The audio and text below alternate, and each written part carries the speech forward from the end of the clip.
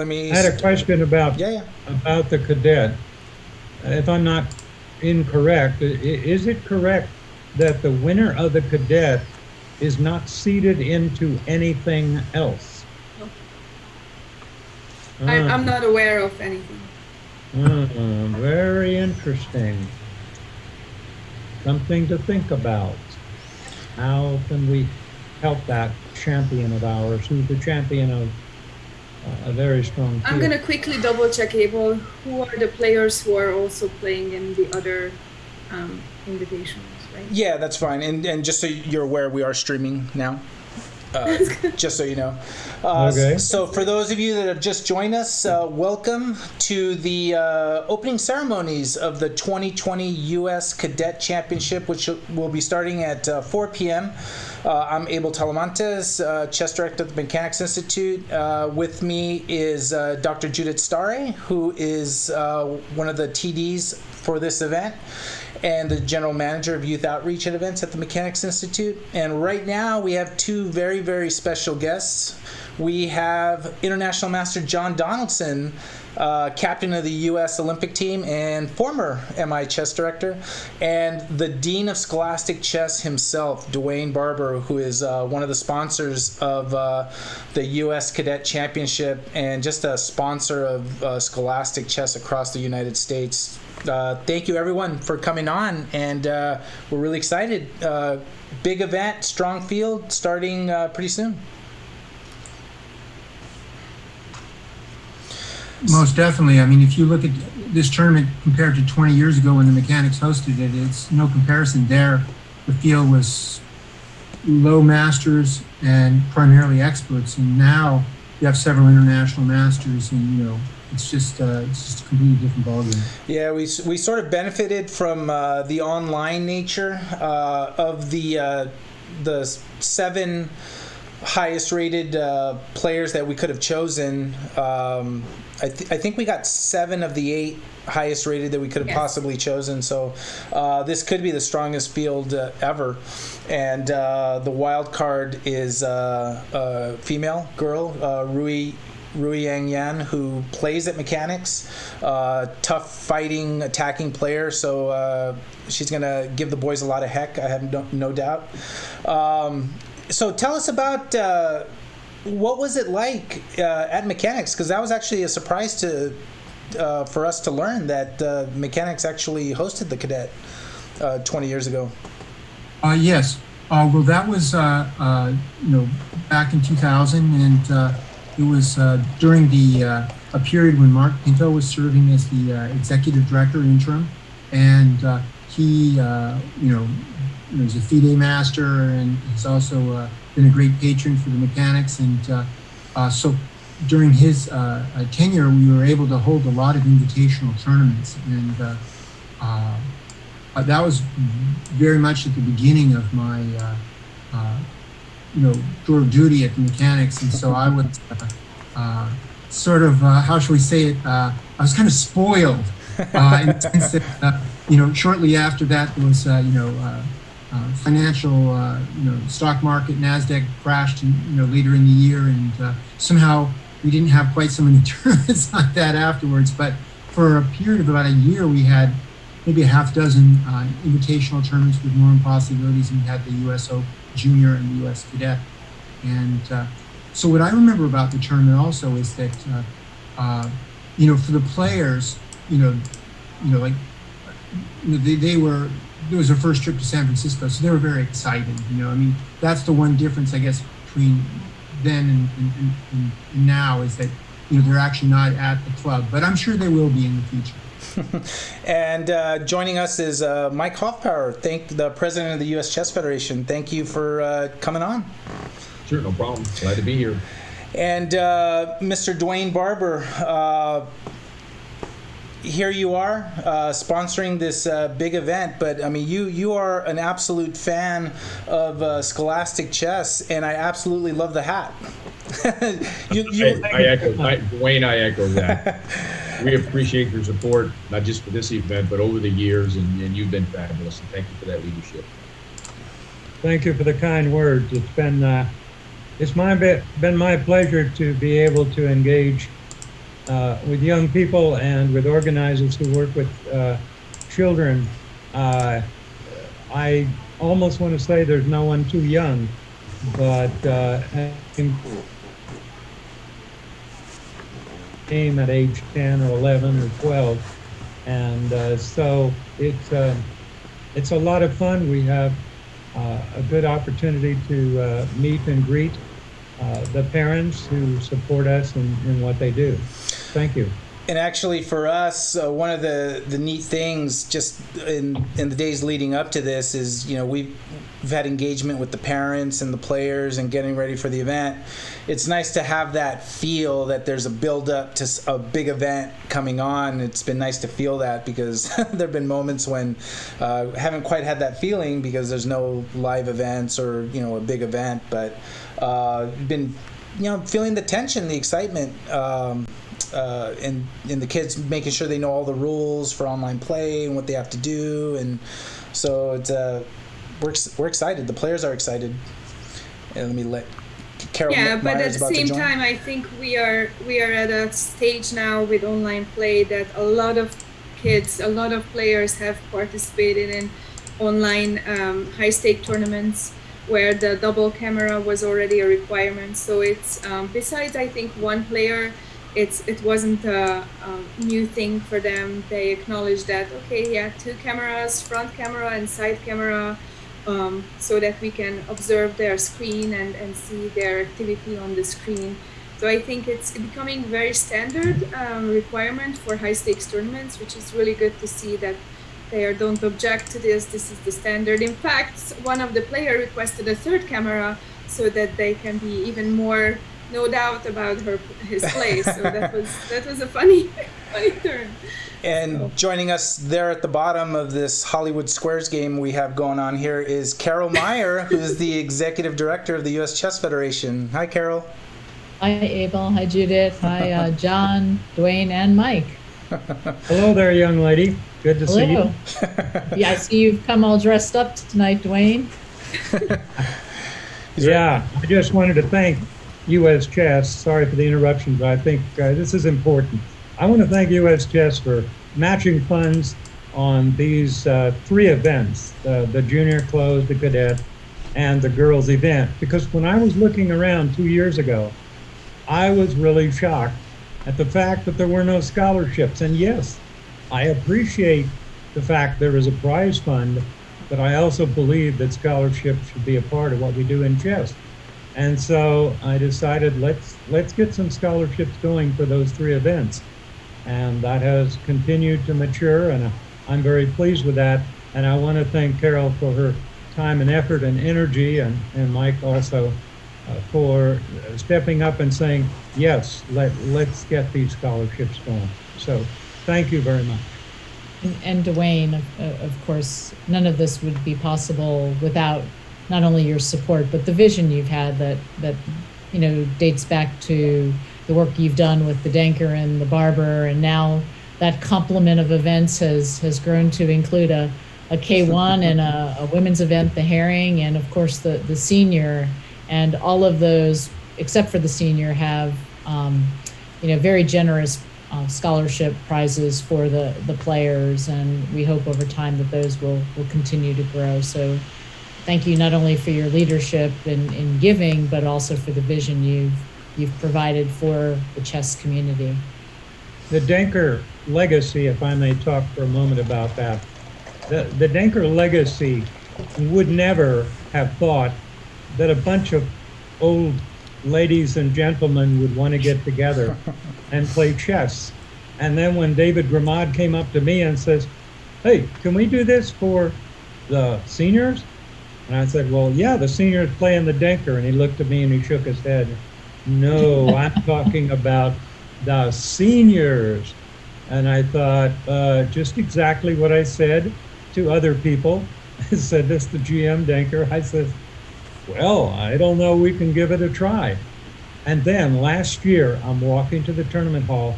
A gentleman pulls up beside me and he says, you're Dwayne, aren't you? I said, yeah. He said, I want to thank you because you see, I've always wanted to be a part of something where I represented my state. and I haven't played much chess in the recent past. But you brought me back in when you said, let's honor the Denker legacy by having the seniors. And that was one of the a very wonderful comment. And then when I went in the senior room and we got ready to start on it, I said, gosh, you guys, isn't it exciting? And they all looked at me like, what's he talking about? What? And I said, isn't it exciting? You don't have to play any kids. And they all cheered. So that's what it is. I remember back like in 1990 when I was, actually it's before that, in 1987, when I was a Scholastic player, I remember trying to get into the Denker Tournament of Champions, and I was about a 2000 player, so I was competitive at that time. I mean, nowadays 2000s almost not even competitive to try to make it into the tournament, but even then it was like a big deal for kids to try to win that tournament and then represent your state and play in the big tournament. And here we are, all these years later, it's still something going, and now being around it and being a part of it, it's amazing. It's great that it's continued for this many years, and that the excitement of the kids of wanting to represent their state is still there, because it's important. I wanted to thank Mike Hoffbauer for his support of what we have done toward the Denker legacy, because one of the opportunities I had was last year when we approved the K5 Rockefeller event to play at one of the national invitationals. And so I had an opportunity to take a Denker medallion and put it around the neck of John D. Rockefeller V, and thank him very much for stepping up and allowing us to create another opportunity, especially for those younger kids that the K8 Barber did not help. And I think we had a wonderful turnout, and with the board support, that was nice. So thanks to Mike and all the folks there that accepted that.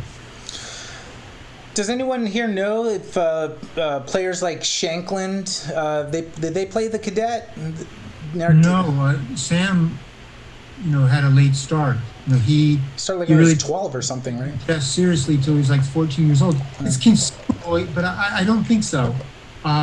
He's kind of an outlier in that respect, that he was a late starter to the game, but he's a good example that you can start later, and you can go to good university. He graduated from Brandeis, and you can still become a world-class player. If you have if your name's Sam Shankland. Have that kind of drive and discipline. I would say that Sam's one of the hardest working chess professionals I know. Yeah, he's been fun to watch, even at the Mechanics Institute when he's been teaching the U.S. Chess School, because he is such a hard instructor, and but he combines the chess instruction with almost like life lessons, almost like a father teaching the kids about the importance of the non-chess activities to maintain a good balance.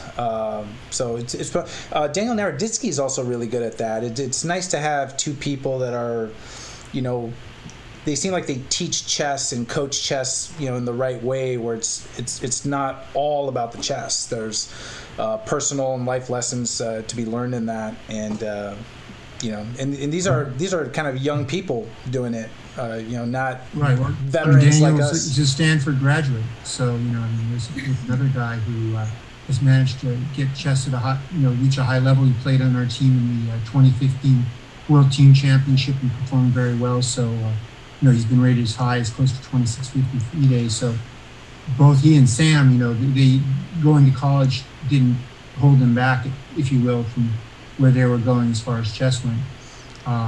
But speaking of Sam, I'd like to thank our president and executive director here, in that recently the United States fielded a team in the online chess Olympiad. It was a little bit different, not just in the fact that the players were not playing face-to-face, but it was 6 boards aside. There were junior and girls under 20 boards, and there were like a lot of variables involved. Some of our very top players had other obligations that precluded them from playing, but still the team did very well. I mean, it's a little hard to say where we should have finished because going in, there had never been a prior event like that, and but I thought we did quite well. We tied for 3rd, and the only match we lost at the end, it was a knockout in the finals. We lost to Russia. That was close. So 2.5, 3-3, so by the very narrowest of margins. And 3 players on the team did exceptionally well. Everybody on the team played well, but Annie Wang from Southern California, she played really, really well. She had the highest score for the team, and Wesley So, who's our world-class player, the elite player that was playing on the team, he did as well as any player in the world could do, pretty much. And he had an exceptional performance. And the other was Jeffrey Zhang. He didn't lose a single game in the event. He was the only player on the team who was undefeated. And he's 19, but he's over 2,700 FIDE, and really an exceptional talent and incredibly hard worker. So I think one of the things that this event showed was that the U.S. doesn't just have a couple stars, but it has a much deeper bench than it did, let's say 10 years ago, even 5 years ago. And so that, in the past, if, a couple players declined their invitations because they contracted to do other things in advance, well, it was going to seriously jeopardize the result of the team. Whereas with the team that we had, I'm not sure if, it's hard to say if you don't have Fabiano and Ricardo, you're not going to do better, but it didn't make a huge difference. I mean, the team played very, very well. And so I thank the USCF for giving their players this opportunity. Yeah, the format for this year was nice with the, with the requirements for women on the team and all that. That was really nice that they did that as compared to, the normal over the board event. It added a lot of variety, and I think it really made the event that much more interesting. And I would almost encourage FIDE, y'all ought to do the same thing for the live event. Right. Well, it was interesting. In some ways, it kind of reminded me. I don't know if any of you watched the last. I don't know if it was the World Track and Field. Yeah, it was. It wasn't the Olympics. It was the World Track and Field Championship.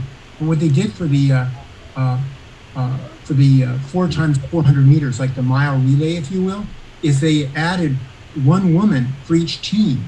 And so, most teams, they had like the women run like the first leg, but the Polish team had the women run the last leg. So it created, this kind of excitement, unpredictability that you wouldn't anticipate. And so it was for this event, in that, teams would face each other, and it was hard to judge who had the better chances because one team had the better junior, another team had the better female players, another team had like an elite player. But it wasn't like Wesley could play all 6 boards for us. So, it was really, it was quite an interesting experience. And I don't know, who knows, maybe next year we'll be playing another online Olympiad. I hope not, but the future's not written yet, so who knows. And John, thanks so much for stepping up and being our captain again this year, our coach. Your experience doing that for the U.S. has led to incredible results, every time you do it. So thank you for taking the time to, meet that challenge this year in a year when it was hard to bring together chemistry because everybody was in a different location and also we really appreciate you being there for us.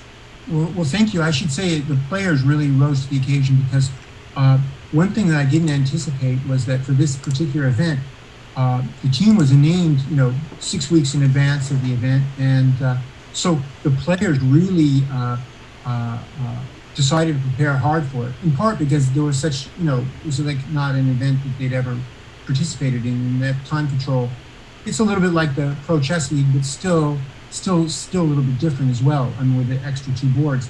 And so it happened that we had like all these meetings on Zoom, and all these players, playing training games online, and in a certain way, it's kind of perverse, but I would say that we probably spent more time preparing for this event than we did for the regular Olympiad, but just collectively as a group.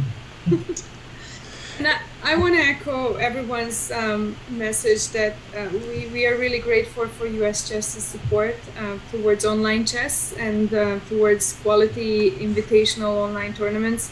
I think the players actually feel this and know this, and the fact that 7 out of the top 8 players accepted our invitation, and we have an incredibly strong field that just shows the support and the trust in US Chess and the whole event, online event, that we can do that. So it's exciting to see the lineup, and thank you so much for your support and allow us to do this event. And the players will not be joining us tonight or for the opening ceremony face by face, but they are watching the Twitch. And so whenever you guys want to say a few good words, good luck word to them, I'm sure they are actually listening right now. And I will be logging off because my main role is to make sure that the web cameras are good and secure, and everything is good to go for the round that starts in 19 minutes, yeah, exactly 19 minutes. Judit, before you sign off and direct this to you and Abel, you both have been leaders in helping the entire U.S. Federation move online. And so thank you for your patience with us as we considered moving this event online and for the proposal to get it done in really short order. So we're looking forward to seeing a great event over the next couple of days, and thank you for all you're doing to keep chess going during these really unusual times. No, thank you very much. US Chess has been so fast. Like, I think the response is amazing. Can we get that? I was just gonna say, like top players have been rallying around events like these. Also, we're going to have Sam Shankland come on a little bit later today, provide a little bit of coverage. Melik is going to come tomorrow. We're going to have John on Sunday providing additional coverage. Patrick Wolf will be doing. It's nice that even top players are being really generous with their time and supporting these events and online events. I mean, Alex Lenderman's been playing our Tuesday night marathon events, so it's been a lot of fun. And I think it's great for players to see that higher rated and top players are supporting online chess and are participating in it, and it helps us because it gives legitimacy to what we do, and to have all the strong players basically play the cadet, it adds legitimacy to the event. So it's good to see that it's working out all around. Well, it's really important that these players have this opportunity because, obviously they're at their stage in their chess career where they're really trying to improve rapidly, where they're learning very quickly, and of course they're all very disciplined and they're all studying a lot. But it helps to have some concrete events to play in and to look forward to, and so I think that this series of online tournaments are being held. It's really, really, really key. And so hopefully when players, transition back to, over the board play, they're not going to be that rusty, that, there'll be some adjustments that will be necessary, but essentially they will have been, kept in good sporting form for this pandemic. Yeah, we were talking earlier to Michelle Martinez from Chess Kid, and we were just sort of talking and debating about the future of online chess and whether scholastic chess in particular lends itself more for chess to continue online, whether kids would be more likely to play online the amount that they're playing now than would adults when they can do regular. Dwayne, you're working with kids and talking with kids a lot. Are they loving online play? Do you see it something that stays with us even after live play returns? I think, yes. I think that that's going to be a strong component of U.S. chess. now I'm going to jump back almost 30 years. I went up to Alaska to visit my family up there. While I was up there, we were in, that place called Point Barrow, which is pretty far north. Anyway, we were on a bus driving around. The guy, I asked him, I said, does anybody play chess at the school? And he said, yeah, Mr. Culbertson. I said, oh, well, maybe I can get in touch with him. He's a middle school teacher. So he and I set up a match between my team in Southern California and his team in Barrow, Alaska. Every time, once a week, we would make a move. I had 8 players, he had 8. I would take the 8 players and ask them to make a move. I recorded it on a piece of paper and I faxed it to him. Like postal chess. Gave it to his players. They faxed it. The result was faxed back to me. So I don't know, but we had a good time. And then he contacted me. He says, we got to pause for 2 weeks. And I said, what's happening? Did we do something wrong? Is it spring break? And he said, no, our kids have to go out seal hunting at this time of the year. Yeah. Now, tell me, how do I explain to Southern California surfer kids and surfboards that their opponents are going to pause to go seal hunting and kill that little animal? Yeah, the surfers are admiring the seals, not hunting after them. Yeah. Online activity is going to continue. And I wanted to mention, if I missed mentioning it, and that is I wish to continue sponsoring the high school senior blitz or whatever that little fellow was that we did when Judit and you guys helped us out. I want to continue sponsoring that. We had almost 100 high school seniors, and there are 2 bridges that we have trouble making. One in scholastic chess. One is the bridge between a child in elementary school going to a middle school. Yeah. And the other bridge is a young person who's going from high school to college. So I offered a 1-year membership extension for all of the high school kids who played in that event. And I did it on purpose because I wanted that bridge to be there. And if we can find opportunities to do these types of things, we will retain these young people. They will play in college. We will retain these elementary players who will make efforts to find something that's happening in a middle school or a junior high. And so, with the permission of U.S. Chess, I throw my hat. Oh boy, no, that's not. Yeah. Anyway, don't throw that hat. I throw my hat into the ring, and say, I want to continue with that high school senior online blitz event. It was a lot of fun, and the kids had a good time. Yeah, I think that online chess is going to definitely continue even after the COVID is over and we're back to over the board play. And where I really see the opportunities for it to grow a lot, it's kind of along the lines that Dwayne mentioned, where school can play school. Anywhere in the country, 2 schools can hook up and play each other, in an afternoon or something, whether it's blitz or they play, one slower time game a week or whatever. But that can be done online.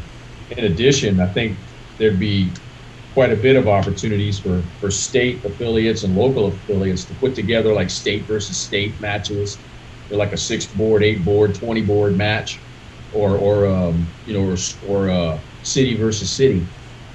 But I think there's a lot of opportunities, and it'd be nice to see something like New York versus LA. Yeah, there's definitely the part now where if people approach it in the right way, especially events like this, like the stronger kids actually be able to have games against other strong kids a lot more easily because they're just more accessible now.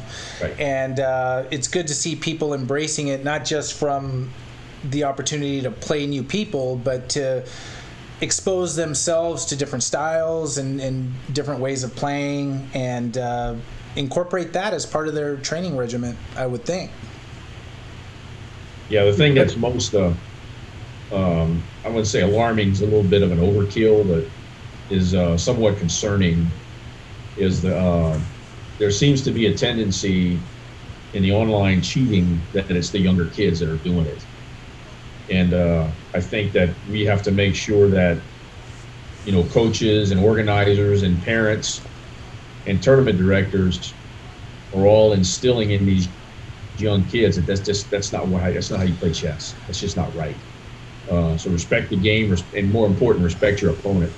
Because when you cheat, that shows you don't respect the other person on the other end of the board. Yeah, I'm really glad you said that. And actually, that's a challenging component, and I'm sure it's a challenge for U.S. chess for a lot of reasons. I know in the Mechanics Online Club, I myself have had conversations with parents of young kids where there was a strong suspicion, and I reach out to them and engage the parent in a conversation really about helping them help their child, right? And make it right. not about chess. It's about, fair play and playing the game right.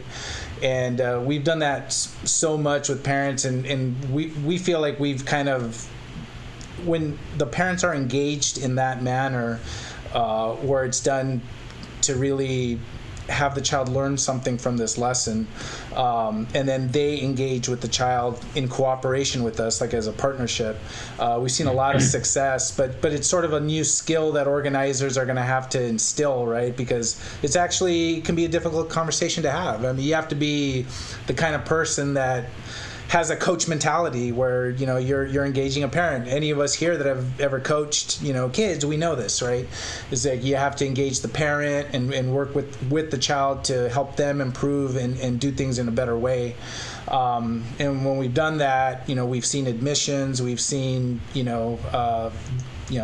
them working for the kids to improve and be better in how they approach the game and approach it that this is a lesson that's going to benefit in a lot of other areas that they do, because once they incorporate that value of non-cheating, doing it the right way, putting in the hard work, that just benefits them all around. And but this is sort of a new thing for organizers, so that'll be a challenge. And hopefully, as we do more online chess and kind of approach fair play in this way, I think it could be a really good thing. Yeah, one thing I would add to that, though, I think it's a question of maturity, and if you look at the both the FIDE Online Olympiad and the FIDE Online Nations Cup, which was a elite tournament that the U.S. also competed in, did very well. We finished second out of the 6 top countries that were competing, behind only China. I think in the FIDE Online Nations Cup, there were no incidents at all. And in the Olympiad, there were a handful, and they were in the very early stages of the tournament, right. With some countries that were not very experienced that were competing. So, for adults, I think that from what I can see in serious competitions, it's a question of respect and your reputation. I mean, so it doesn't seem to be much of an issue. And I think for kids, it's probably just a question of maturity and their parents making it clear to them it's not acceptable.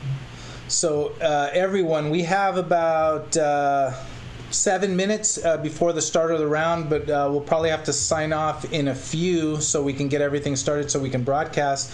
Any final words for the participants that might be listening right now as they get ready to begin? Let me take you forward, if I may, because I've always said this at the opening ceremonies of the National Invitational.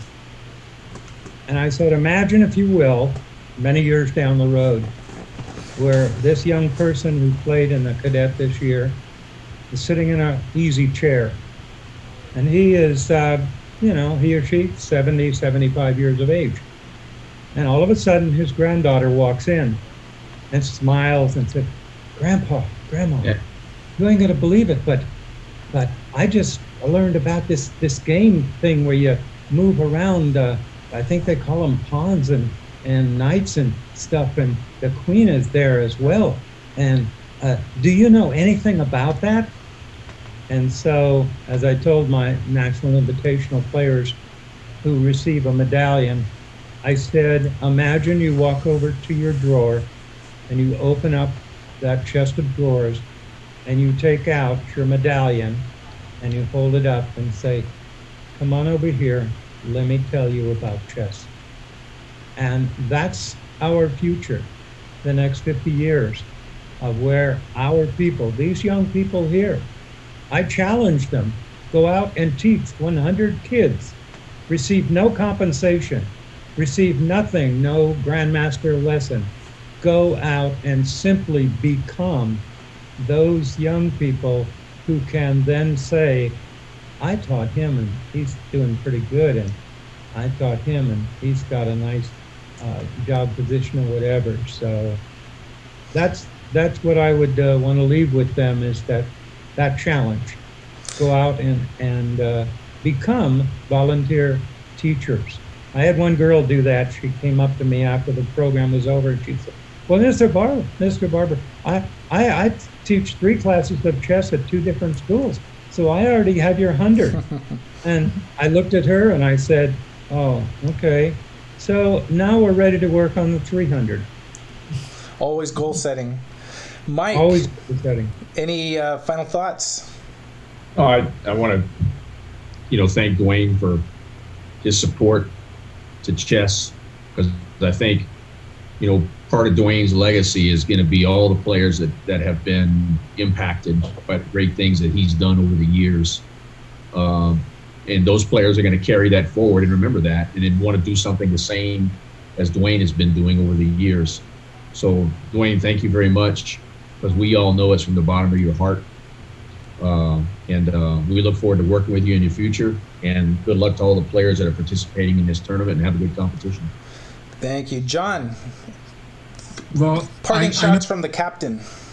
Well, I'd say, first off, I know that the players are going to it's going to be quieter for this tournament, because 20 years ago, there was like a parade that goes down Market Street, which is adjacent to where the club is. There's a lot of those. Quite noisy and quite distracting. A lot of the players came from smaller towns, and they were popping their head out the window, and they were curious what was going on.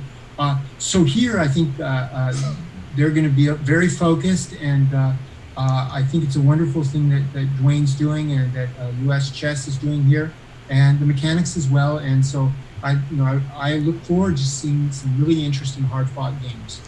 Thank you. Carol, from the executive director, the parting shot. Well, yeah, thanks to everybody who's been involved in making this happen, from a sponsorship, from an organization, and really, I think for the players, I wish you all the best of moves over the weekend, but more importantly, I hope you have fun, and I hope that this becomes one of those experiences that, you'll reflect back on in the future and say, wow, this has all been worth the time I've invested in a game I love, and regardless of the outcome, this was a great experience. So good luck, and thank you all for what you're doing.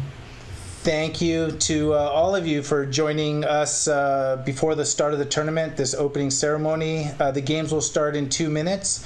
So thank you, everyone. Thank you, Mr. Barber, John Donaldson, Mike Hoffper, and Carol Meyer. The 2020 U.S. Cadet Championship will start in 1 minute, and while we get the broadcast ready to start showing the games, we're going to have our guests sign off and watch over the course of the weekend. We're going to wall-to-wall coverage. Thank you, everyone, for joining. It's on Twitch, Abel? Is it on Twitch? Yeah, twitch.tv/mechanicschess. Okay. And follow it, and we'll be covering it in about a minute. Bye, everyone. Bye. See you. See you later, John. See you. Everyone. And we'll just continue the coverage here while Paul comes in. Mr. Whitehead, how are you doing? I'm fine. Can everybody hear me fine? I can hear you good. Yep. You just got to turn that down. And I'm doing that right now. Very good. All right, now I got to set up. I was following all the conversation with Carol and Mike and Nice. Dwayne and John. What a crowd you had on there. Do you guys know each other? Dwayne Barber and Paul Whitehead? I don't think we've met. Have we, Dwayne? Is there a brother named Jay Whitehead? There was a brother. There was named a Jay. brother. Yeah. I'll tell you the story I have on that real quick, Okay. because it does have an impact. I believe he won a prize. He went back to his school. They found out about it, and the school said the prize has to be given to us. And I believe it was Jay who said, no, I'm not going to do that. He went to court. He argued his case, said, I am a professional chess player, and this school cannot claim that. Is that still the accurate story? I don't know I've never heard that story before. Oh, okay. So. But there's so but many a court stories. case that affected the issue of all of our young people who win prizes. You know, they if they're representing the university or school or high school or whatever, especially that, they were originally, I guess, supposed to turn the money over because they were a member of that school team. So my apologies if I'm missing on that, but anyway, I thank you very much, and it's a pleasure having get together with you and the others that we've met here.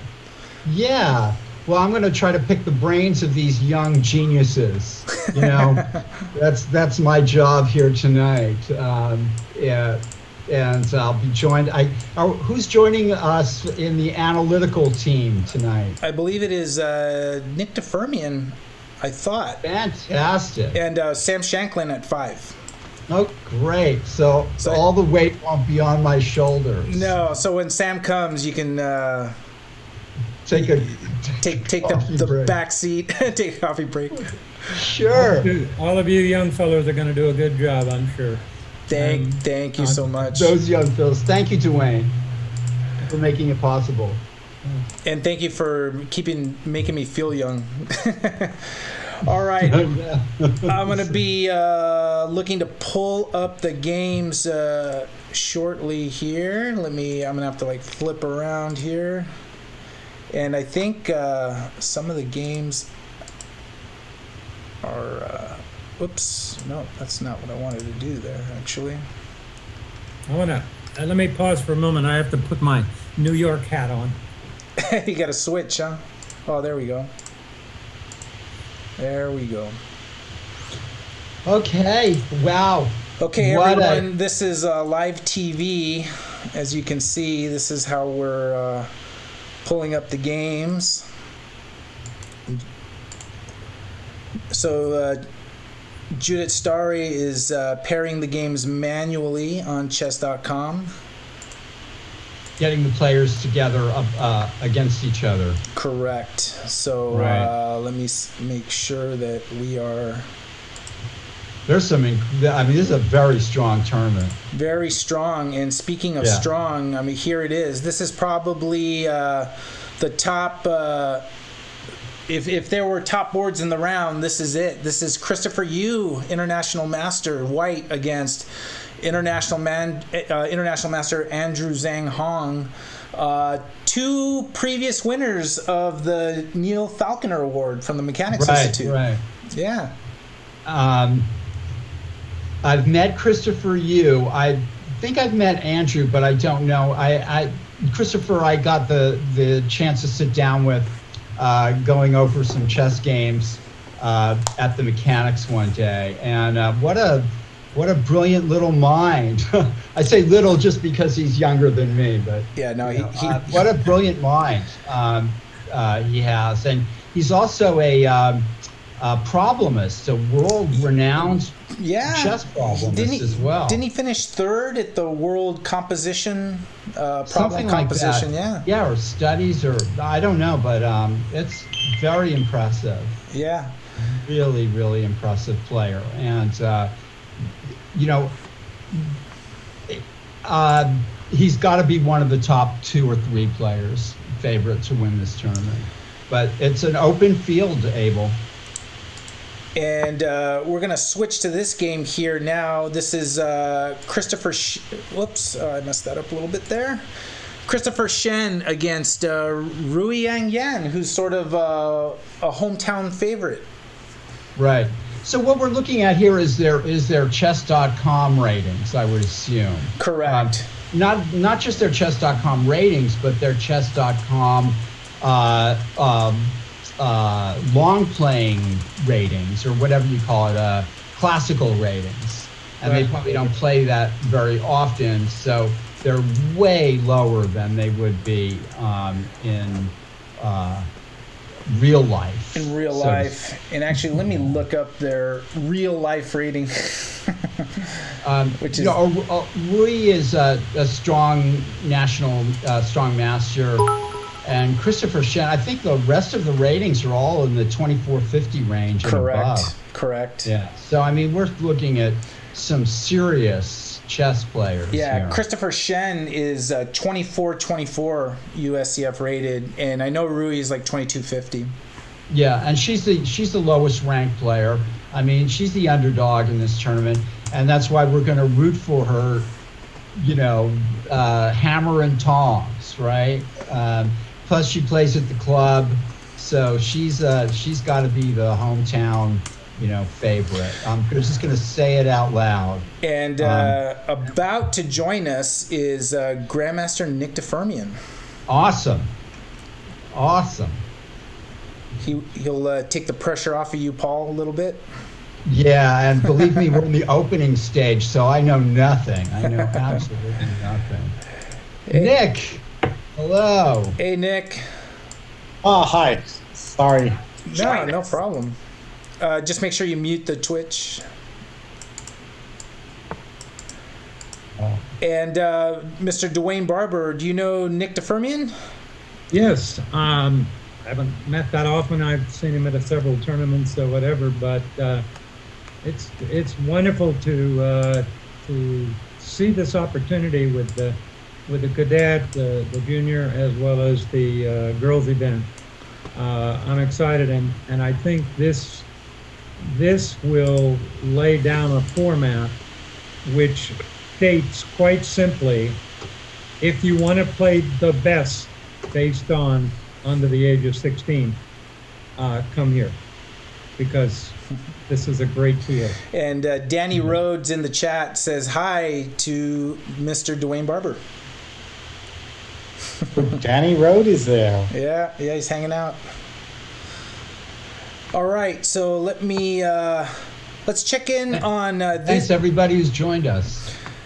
Moving on to the next game here is International Master Arthur Gool against FIDE Master Maximilian Liu.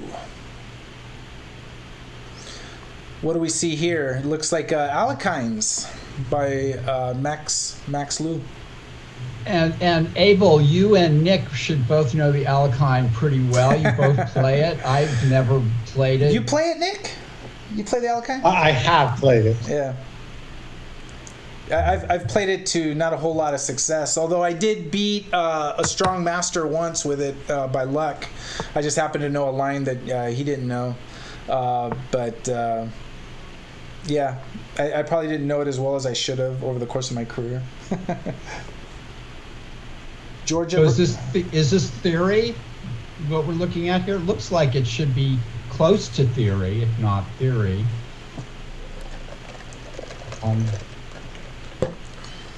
Sorry, one moment that I haven't got my connection quite right. If I'm black, I think I want to take that bishop at f3, and so that white doesn't have the two bishops, but... Yeah, and it's black's move. So the time control for this event is G70 with a 10-second increment. So people are aware as they see the time there.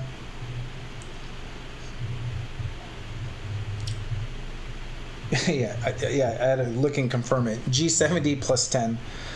Let me move over to the other game here. It's International Master Justin Wang, who is tied for being the overall top seed at 2540 USCF against Robert Shliatenko, who is a FIDE master. White's played a very aggressively here. And now bishop c4 is just saying, I'm not afraid of b5 because probably white can take on b5 with either minor piece or one or the other. and maybe bishop e6 is coming up. White has a very aggressive looking setup here. So we're going to have one round. E5 is played anyway, so what do I know? One round today, and then we're going to have 3 rounds on Saturday, 3 rounds on Sunday. So this tournament's a marathon, not a sprint. So it's really going to test the players. Well, this is testing the analyst here. B5, and White just plays bishop back to E2. So I suppose this is some kind of theory. I mean, it did look tempting to sacrifice on something on B5, but and then White just seems to be content with Black having played B5. Maybe it's a weakening move. And then I just reposted in the Twitch chat for players watching us on Twitch. If you click the link that I just put up, you can actually go and find the links to all 4 of the games. So if you want to follow different games that we may not be covering in the moment, just go there and you can find the games.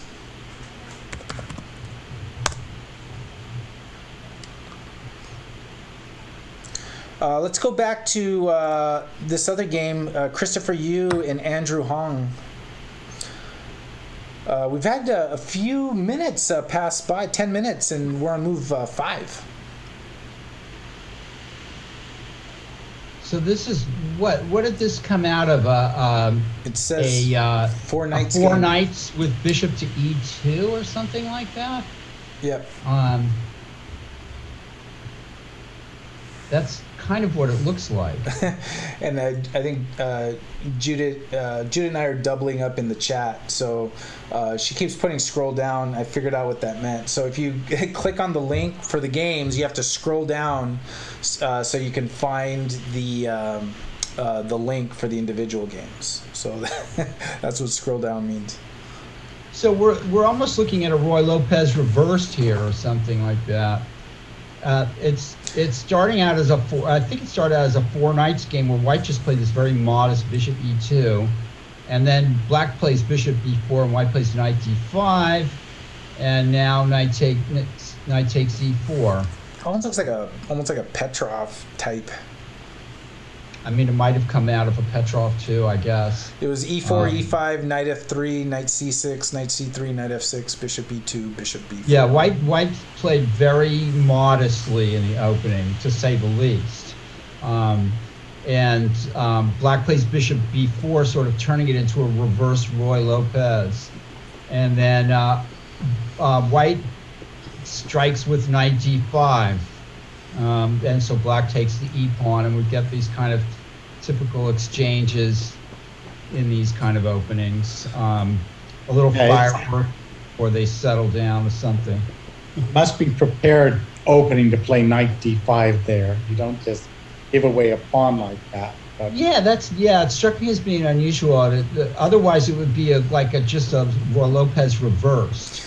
Now instead, well, maybe it's like a bird's reversed or something like that. Now the pairings for this were known on Tuesday night, so people had ample time to prepare. Like, could it be that Christopher saw I'm playing Andrew, and I'm going to try this out, and so this is preparation specifically for that opponent? It could very well be. I'm not familiar with the repertoire of these players, so your guess is as good as mine. Yeah, I'm not familiar with repertoire, period. So, but I think this must be preparation from Christopher, because all right, you don't usually do this. Bishop E2 is an odd move, but yes. Knight D5. So there's tactics here, but look at that.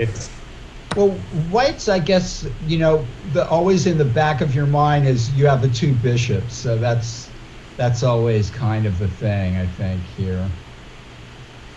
This is you're going to get some kind of compensation, but could you take the bishop, grab the e-pawn, knight takes e5, but then something like knight takes f2, figuring you're going to get the knight back with, oh, but maybe you don't get the knight back. So maybe you can just take the bishop on b4 and knight takes e5 with a little edge. That looks like sort of what's going to happen here. I mean, I guess, it's one of those, white's got the two bishops. Well, what happens on that? Knight takes b4, black does knight takes b4, knight takes e5. And then maybe just castles or something, and I don't know. Black is content to have open squares for his pieces. Maybe black will play queen h4 or something after knight takes e5. Yes. That's insane. A lot of gambling going on here. Right. Let's move on to another game here between Christopher Shen and Rui. We're at this position now. Now, did I hear earlier that we're allowed to root for Rui? I'm rooting for her, straight up. We absolutely are. Well, we got we're sort of lucky because Northern California has solid representation. We have Andrew Hong and Christopher Yu and Rui. So we have a good shot to celebrate a hometown winner. I've been looking at ready openings lately for some reason, and here I've got a kind of a ready opening or reverse Benoni or something like that. And somebody asked me to look up. A student of mine asked me to look up all the let's take a look at the ready opening. I want to look at the ready opening. So I never paid much attention to it. And then I found all these games by Aronian. There's some players now that are playing this with white, or that are really good at playing it with white. And Aronian is the top player now playing this with white. That's a different tournament. But Rui has to be true to her strengths, which is active play. Right? I think we've seen in the Tuesday night marathon, sometimes she gets bogged down in these positional struggles in which she's not yet at home. That's what seems to be the case. But if she tries to slug it out in these positions, I think she stands a really good chance. Almost like the old style boxers that get in there and just mix it up rather, trying to land that punch. Yeah, although I don't, again, it's, it'll depend on what the other players' strengths and weaknesses are too. But I don't know their play as well as hers. Let me flip over to this other game here between Justin Wang and Robert Shliaktenko. Interesting position here when you see it pop up.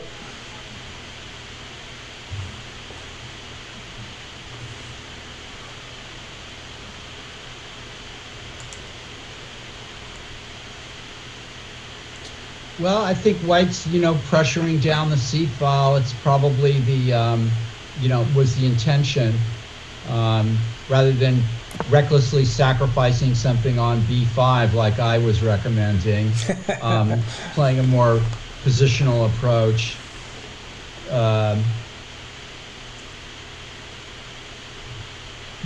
It's funny. I mean, the time control, the players are moving rapidly, I think, particularly if this is not a book position, right? I mean, there's white's used 6 minutes and black's used, it strikes me as interesting that what doesn't look like a theory, they're moving as rapidly as they are.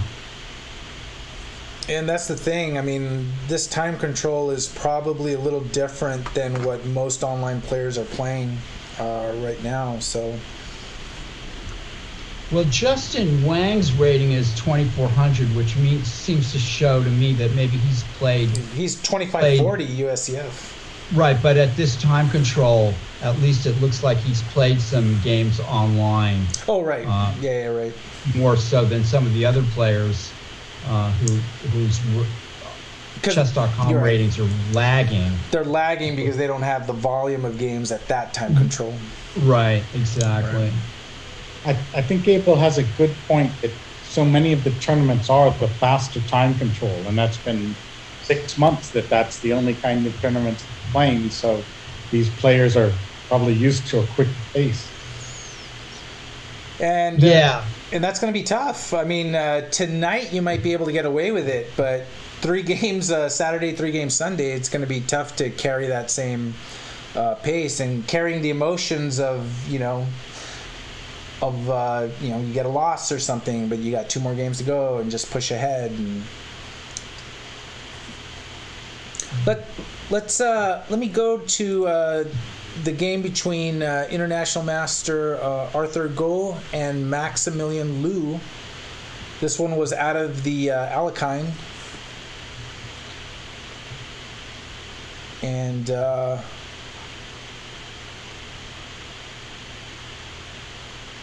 lot of bishop play here. A lot of nice squares.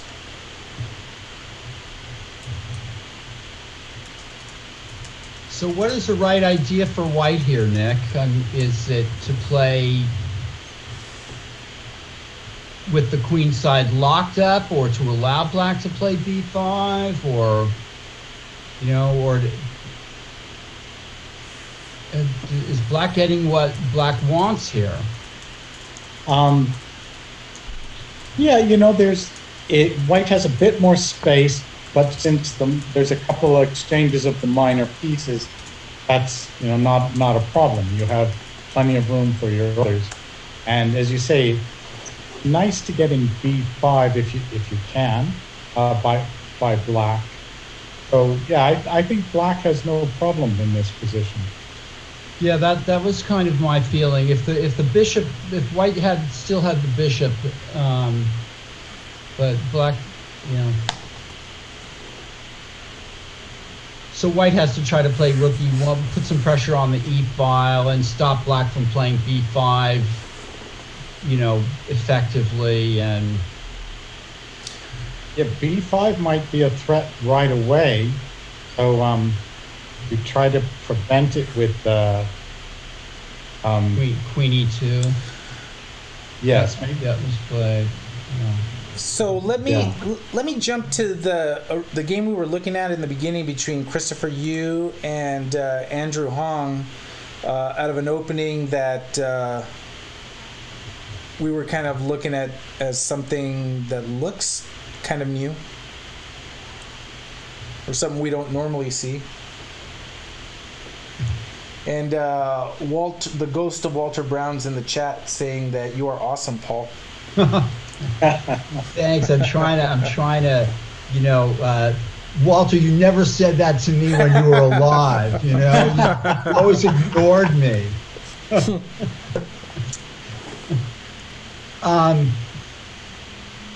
If I'm white, I'm happy because I got the 2 bishops, I suppose, after this modest opening.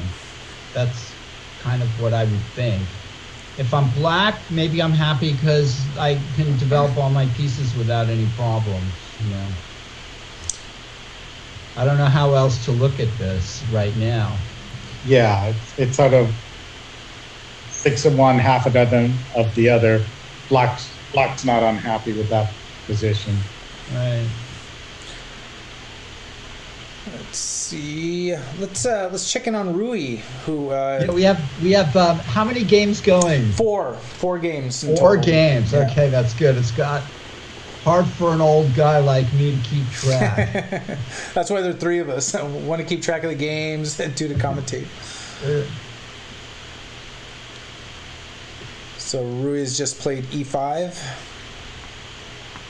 This out of an English opening. Yeah, kind of a ready English thing.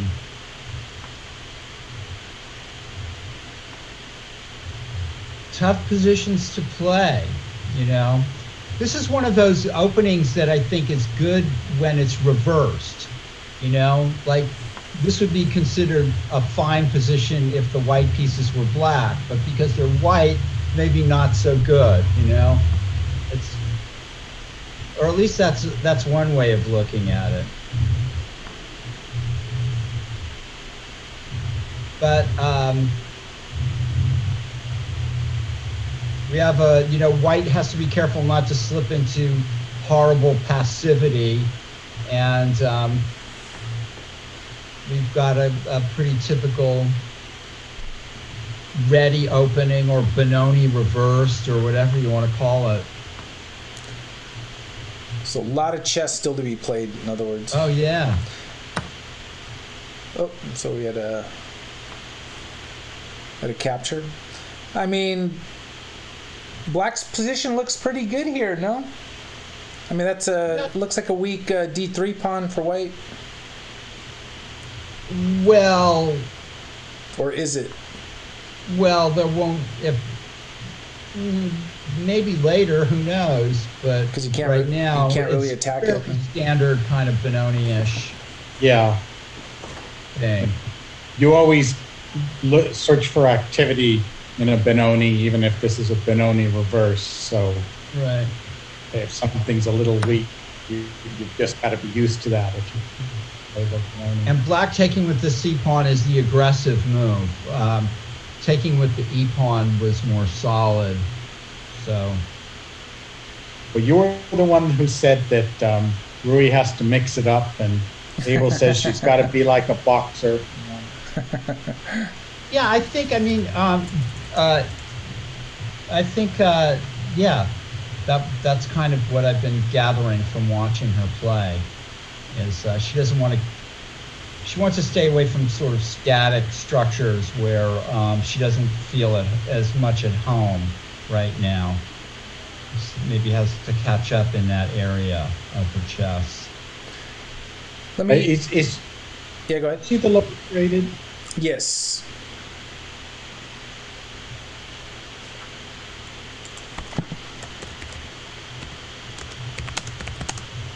So white just takes a pawn at b4, huh? Is black going to play queen takes g3? It could happen. Black could actually play queen takes g3 here.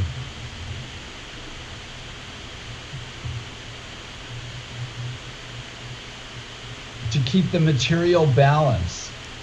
Oh, that's interesting.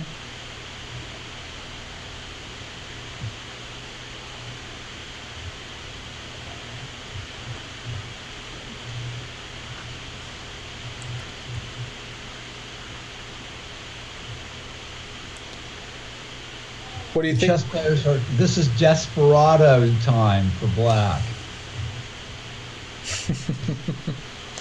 Maybe. Or maybe, I don't know. Desperado, but not desperate. Yeah.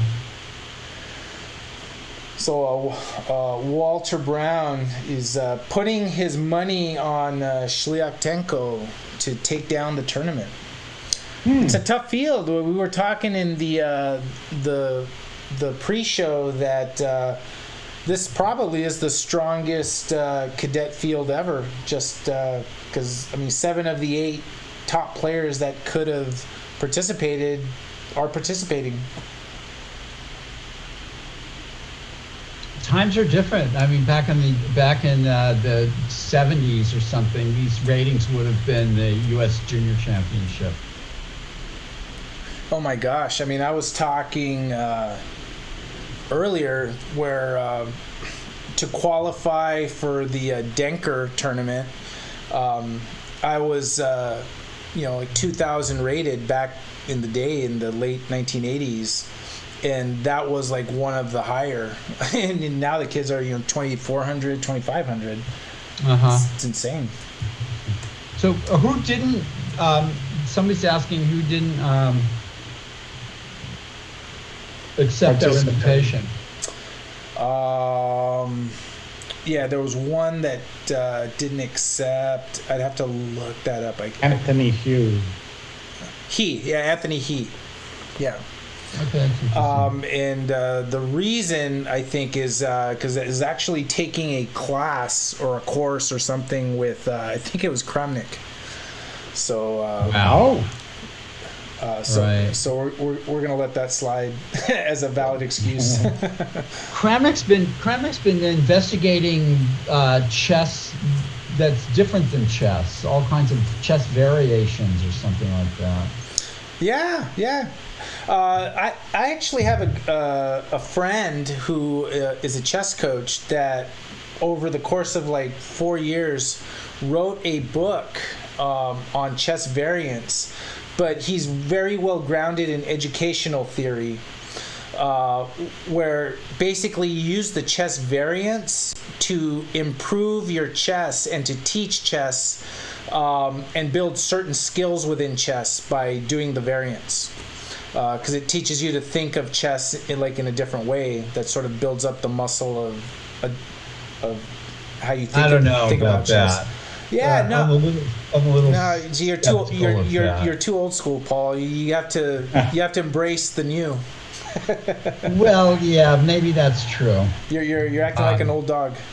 Well, look at Bobby Fischer. He thought of nothing but chess, and he went far, right? Well, yeah, he introduced Fischer random. That's true. That's true. And actually, I was just thinking about that Capablanca, Kramnik, and Fischer, maybe all of three of them have this, I'm so talented and I'm so great that, chess is kind of played out and let's look at something different. And I think that's maybe an illness that they all suffer from in a way. But it doesn't necessarily need to be an illness. They're just trying to think of it in a different way, right? Well, it cost Capablanca the world championship, probably.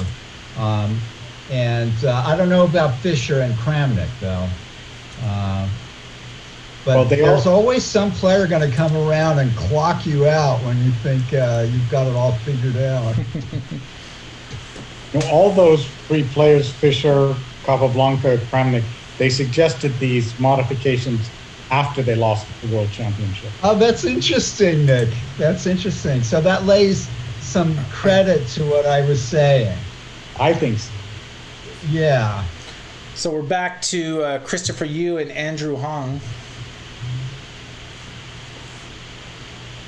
Yeah, so I mean, again, I think this is just White's probably happy and just kind of mellowed out.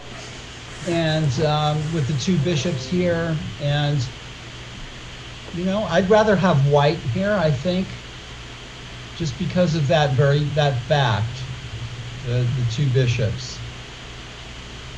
Although Black has a free game, and it's a bit. Nothing going on yet, I think. Yes, but if there's nothing going on, okay, take the two bishops, and in the long term, you've got some potential. So flipping over to back to Christopher Shen and Rui Yang Yen.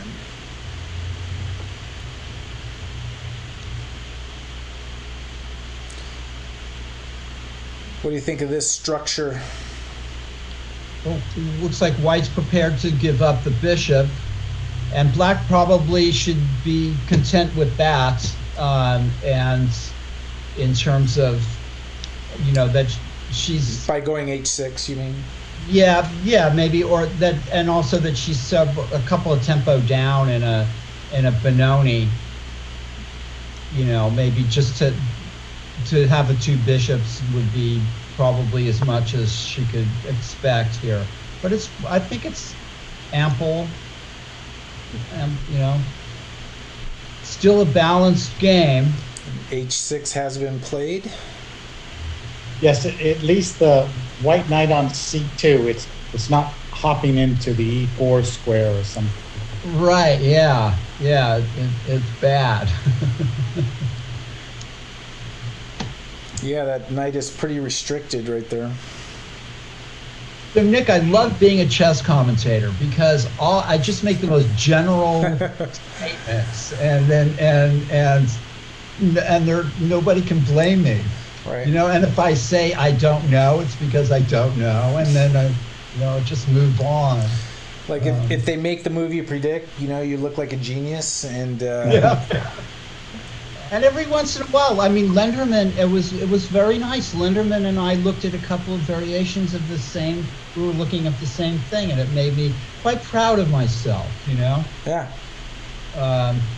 So every once in a while, I overlook. Most of the time, I'm overlooking something horrible. I'm sure. The trick is to see what Lenderman sees while you're playing a rated game. That's what you use. That's true too.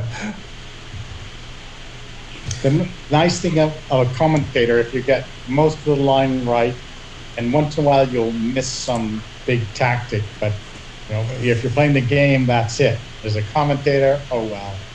Right. Exactly. One slip. So it's funny that that this is Black considering Queen takes G3 here. That's an interesting move. I mean, that's the first move that struck me for some reason. I think then White would take pawn on C5. Right. Interesting. Yeah.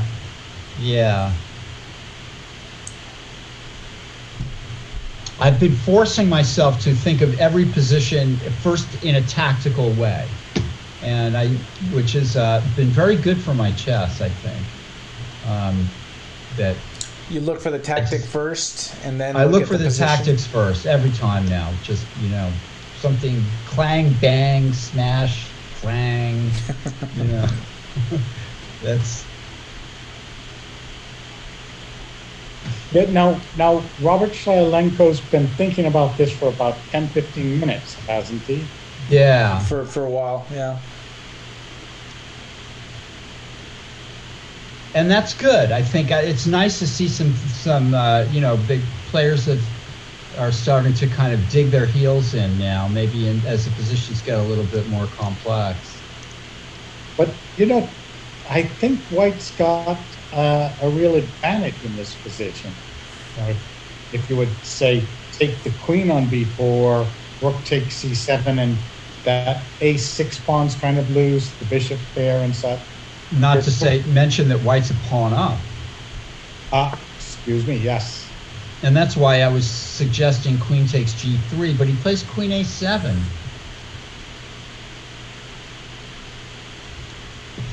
That's interesting. Yeah, that's because queen takes g3. I think pawn takes c5 is probably just good for White. But queen a7 is a middle game. Yeah. And White's not castled. Yeah, right. And things can get crazy here fast. You can see that. Like if queen a3, c takes d4, queen e7, d takes e3. Yikes. Black would be doing great there, I think.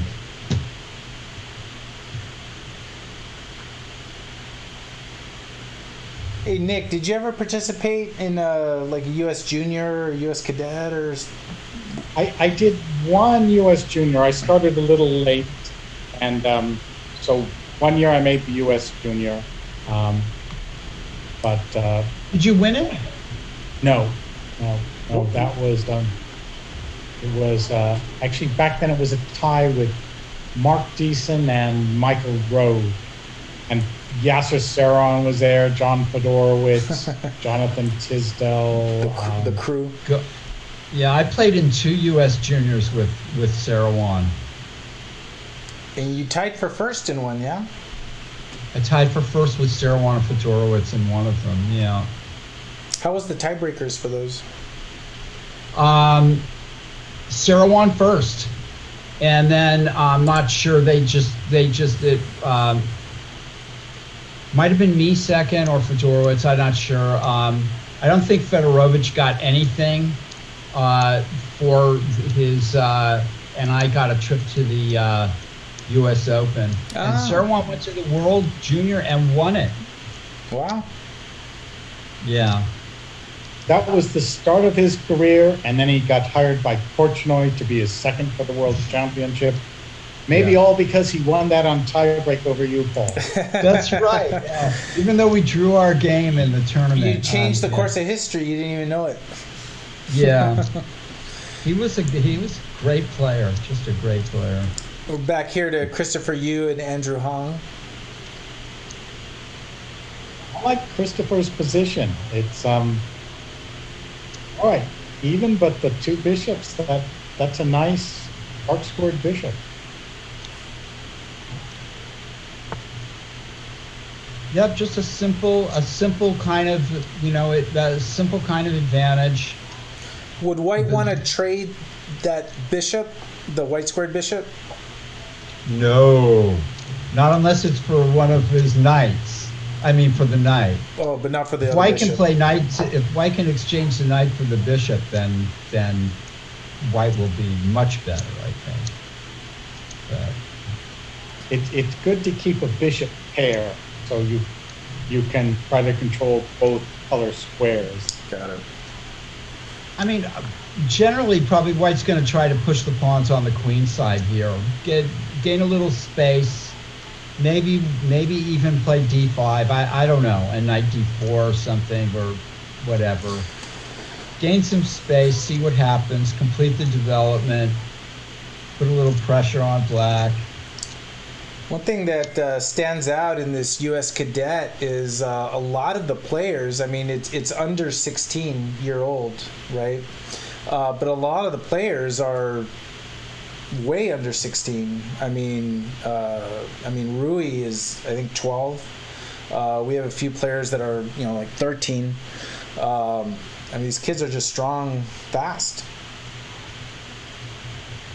Christopher Yu, I've gotten to know him a little bit. He's a fully developed talent. He really is. I mean, he's capable of playing with grandmasters already. I don't know about Andrew Hong. I mean, he's beaten a 2,700 FIDE in a.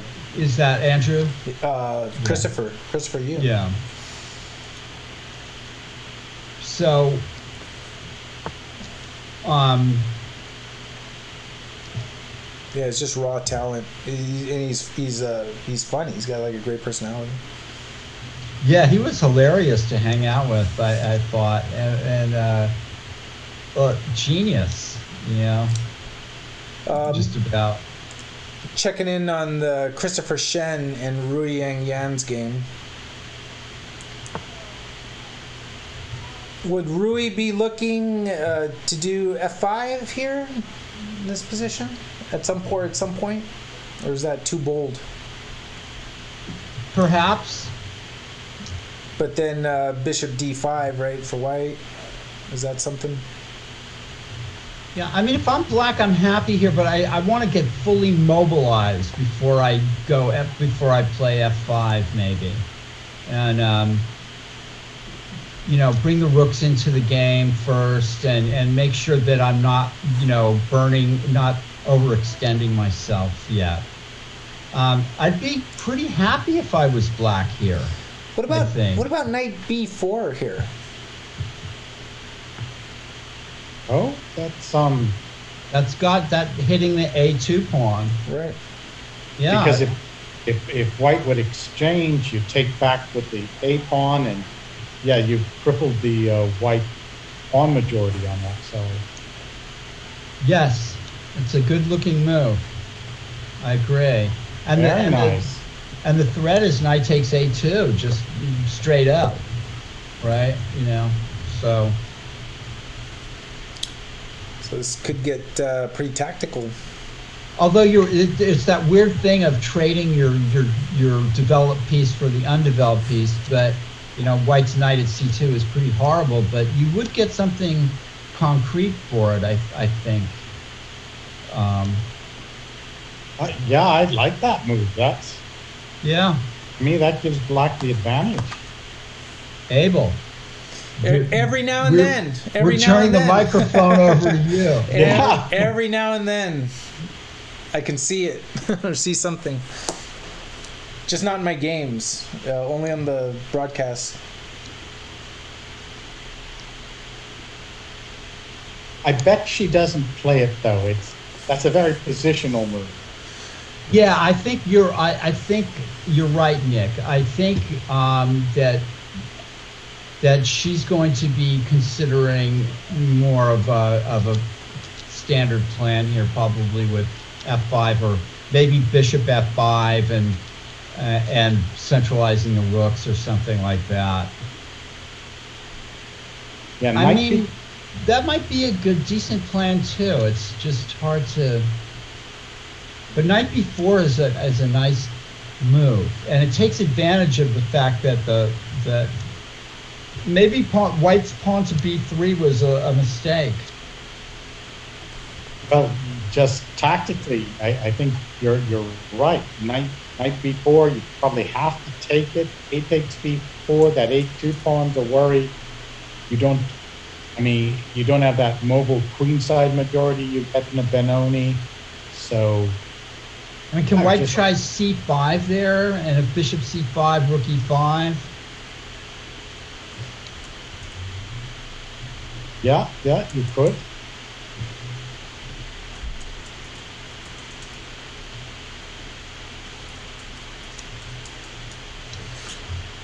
Let me. Yeah, this is an interesting point in the game. A very interesting point, I think, with black at a kind of a crossroads here. And she's using her time, so she's considering the direction she wants to take this. Let me move over to Justin Wang and Robert Shliakdenko.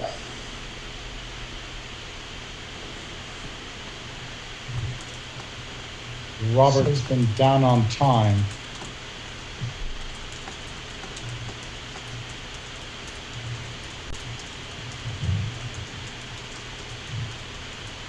Well, black has lost a pawn.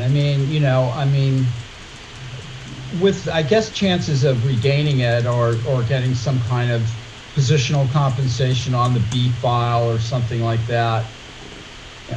White's not castled yet, so it's possible White could just get destroyed soon if black can, find something like, taking on D4 and then rook B8, rook FB8, or I don't know. Taking on D4 looks good because taking with the queen, the black gains time with bishop C5.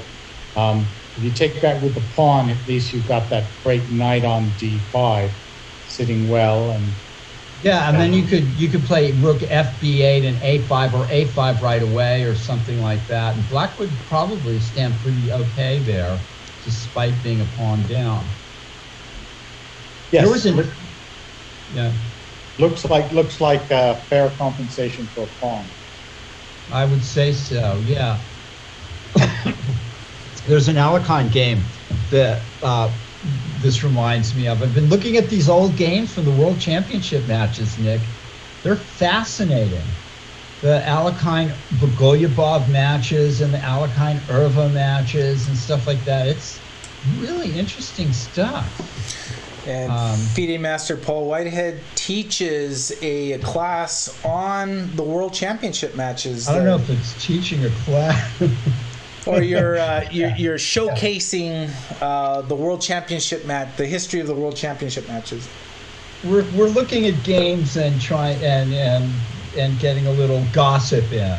That's the way I look at it. We should have just called it Games and Gossip, the history of the World of Championship. I didn't know that Bogolyubov. Nick, did you know that Bogolyubov and Alekhine were distantly related as cousins? Apparently, I didn't know. And that they played their matches when they were playing their matches. It was like, let's have a drink together and play some chess, And so that's what they did. They played these World Championship matches, in a kind of a very convivial way together. And Alekhine played like a madman. He was much better than Bogolyubov, but he lost a bunch of games. And A lot of silly moves were made, but a lot of brilliant moves were made as well. And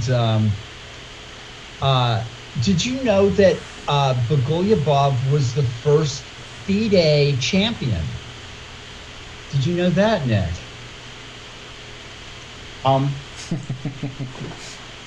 No, I didn't. Well, it's very interesting. In 1928, Irva played. FIDE must have formed in 1928 or somewhere around there, and Bogolyubov and Irva played a match for FIDE champion. I don't think they called it world champion. It was just FIDE champion, right? And Bogolyubov beat Irva in this match in 1928. And then in 1929, they played again, Bogolyubov and Irva. And again, Bogolyubov beat Irva in a match for this FIDE title. And I had no idea about any of this until just a week or two ago. And so Bogolyubov was actually, because Alekhine was dodging the match with a rematch with Capablanca, and Lasker was too old, Bogolyubov was actually the best player for Alekhine at that time. And Lasker would have given him a huge fight, but and Capablanca might have beaten him in the rematch, but yeah. So it's interesting chess history. I'm finding it fascinating. Going back, it's curious because Bogolyubov I never had considered so much. As you say, they were sort of friendly matches for Alekhine to keep his title. And they both make some money from the World Championship now. Exactly. And yeah. Max Euwe, of course, won one of the matches. And if you go to Amsterdam, there's a square named after him, the Max Euwe Square. Oh, is that right? So Interesting. He's famous in his home country. Yeah, it's interesting. So, Nick, you were right. She plays Bishop F5. Yeah. And doesn't go play the night before move. Well, she needs to take lessons from Abel. Is my I don't know about that. I still like Black. I still think this is a good plan for Black, and I still think Black is Nick. Nick and I are old school. We love the two bishops, and so I think. Even though Nick's a Benoni player, he'd probably like Black here. He is. If I were white here, I'd do something like knight to e4. Maybe the bishop would retreat, pawn to a3, and then those queenside pawns are mobile. They're going to cause a bit of trouble. It's the battle of chess ideas.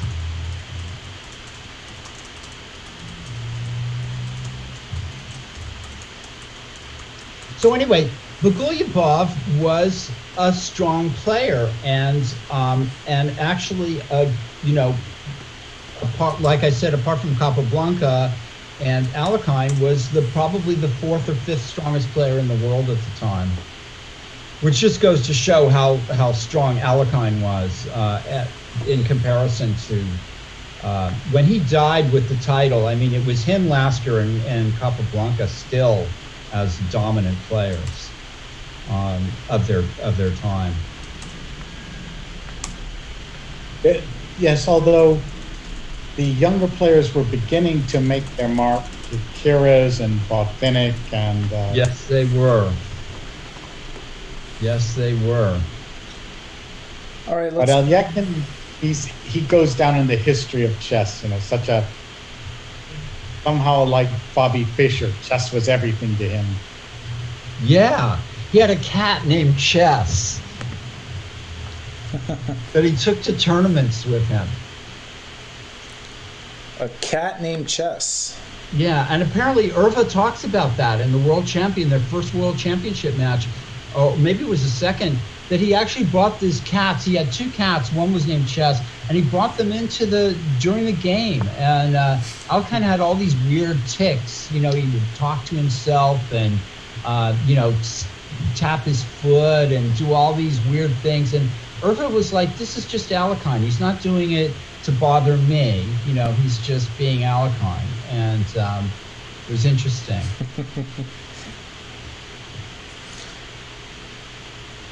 Sounds like a lot of mechanics players. You could, they're just being themselves. What do we think here about Arthur Gool and Max Liu? Buck's got everything in its place the way you want it to be. That knight on A4. Okay, what's it doing? If White's plan is to push pawn to C5, I'm a bit suspicious. I mean, it's still it's all even, but I kind of like the black side.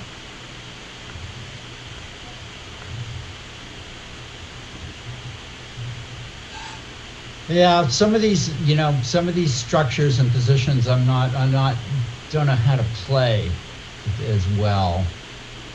So it looks as White's already played B4, at least on my screen.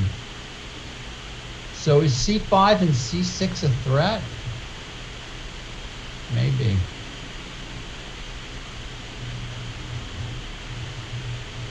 Then you do knight E5. With pawn to C5, pawn takes C5, and the D5 pawn is loose. Yes. Yeah. And the idea is knight E5, take on C4, and get that pawn fork with pawn to B5. Oh yeah.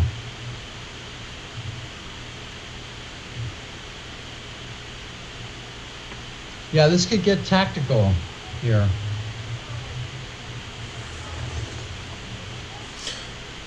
Let me check in on. I don't know these players very well.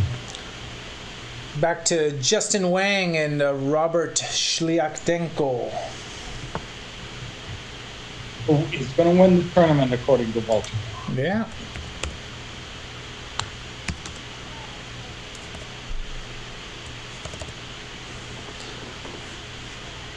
Knight B4 is a very concrete looking move, isn't it?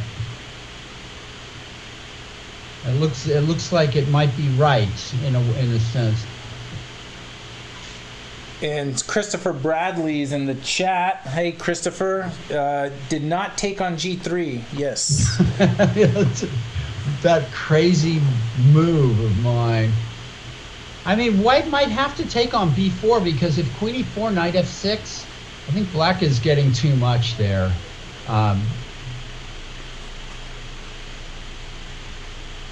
But if White takes on B4, he's going to have nothing. White's going to have absolutely nothing. Yeah.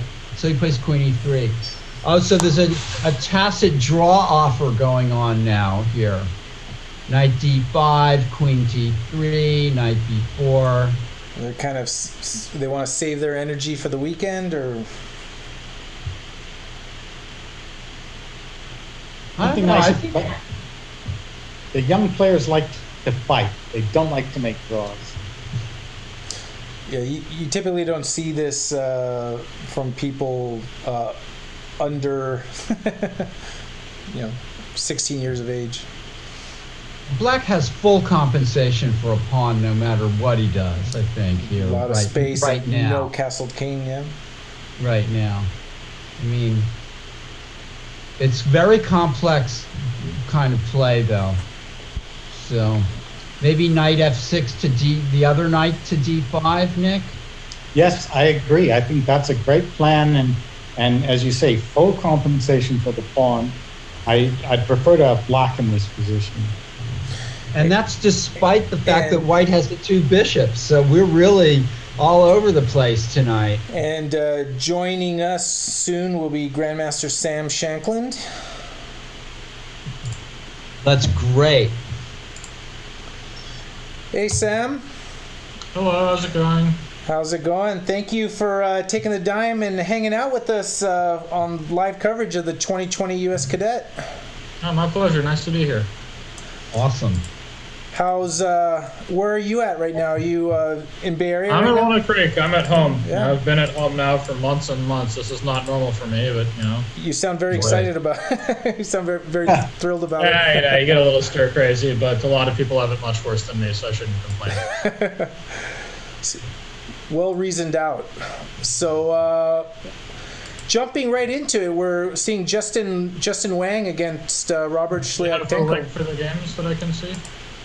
Yeah. Let me put that in the chat. It's actually if you go to twitch.tv/mechanicschess and just mute it. Yeah, I can do that and then mute it, so that Yep. it will not get playback. Yep. And then we actually have the link there Okay. in the chat. So if you just go there and then scroll down, you can see the games. Okay. Well, I just joined it now, and I don't have a Twitch account, so I don't see the link. But if you could just put it in one of the chats, I'll be able to follow along. Yeah, actually, I can email or text it to you too. So here. Just email or put it in the Zoom chat or just something. But it's hard to... yeah, I could do that too. Yeah. Get that. Sam, were you ever U.S. Cadet champion? No, I never played the U.S. Cadet. Keep in mind, I started playing chess when I was 11. When I was like, what's the maximum age for Cadet? It has to be under 16.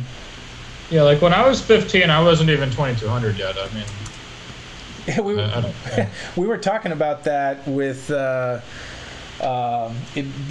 the pre-show. That you got started much late, so you probably missed out on stuff like this for the younger players. Oh yeah. I never was a youth champion of anything. I mean, at some point, I won the California State Championship when I was 16, but I never won the Scholastic. You have a link for me? It is. Can you see us on Twitch? I do, but I don't. There's no link to get to the games. I just emailed it to you, so then you can go there Okay, that's fine. and pull it up. Right now, up on the screen, we have. Yeah. So okay. Well, we can just start with this game. I think Justin's leading the tournament. You said. It's first round, so this is First round. everyone's first okay. game. Oh. Yeah. This does not look good for White. Yeah, Bishop F6 is nice too. No, I mean this structure is just so bad. I don't care that White has an extra pawn. I mean this looks really, really bad for White. Yeah. I expect Black to just cruise straight through. I don't even think it'll be particularly difficult. Just knight f6, knight d5, and start attacking the dark squares. Throw e5 at some appropriate moment, and this looks really atrocious. And then going to the next game here, we're looking at Christopher Shen against Rui Yang Yen. Okay. So this position's a bit more interesting and strategically dynamic. So a lot of these structures revolve around White's ability to play b4 and Black's ability to prevent that from happening. And generally speaking, trading off minor pieces is the best thing White can pull off. And here Black is in a tough spot because first, he has to choose if he wants to allow the minor pieces to be traded. Second, he has to choose which ones he wants to allow trading. I really dislike taking that knight on e4. But so Rui Yang has decided that she does not mind the exchange of the knight for the dark squared bishop, which I sort of agree with because then this g6 bishop will become very good. But if White, for example, plays a3 here, I have genuinely no idea what Black's next move is, and I don't think she will stop b4. So I'm quite concerned for Black's safety at this point. Essentially, as well, this knight on c2 is an absolutely horrible piece if White does not get b4 through, but if he does get b4 through, he should be clearly better. So that's That's the breakdown there. So moving to Arthur Gool against Max Liu. Yeah, so this one is a bit more sedate. I believe Black has to be fine here. I think Black should probably throw e6 and try to argue that he will be left with an isolated pawn on d6, but that the pawn on c4 is not necessarily any safer. And with good, nice active pieces and open files for the rooks, I don't think Black is risking much here. I think Black should be very much fine after e6, but there's still a fair amount of fight left, and I think all of these games. I may have been too harsh on the first one. I was sort of thinking back. It felt like Black should be crashing through, but I didn't actually see a way just yet. But yeah, this is this looks quite dangerous. And then the last game of the round is Christopher Yu against Andrew Hong. Oh, so this is round robin then, yeah? Yep. Yeah. Okay, so Christopher definitely has a nice edge here.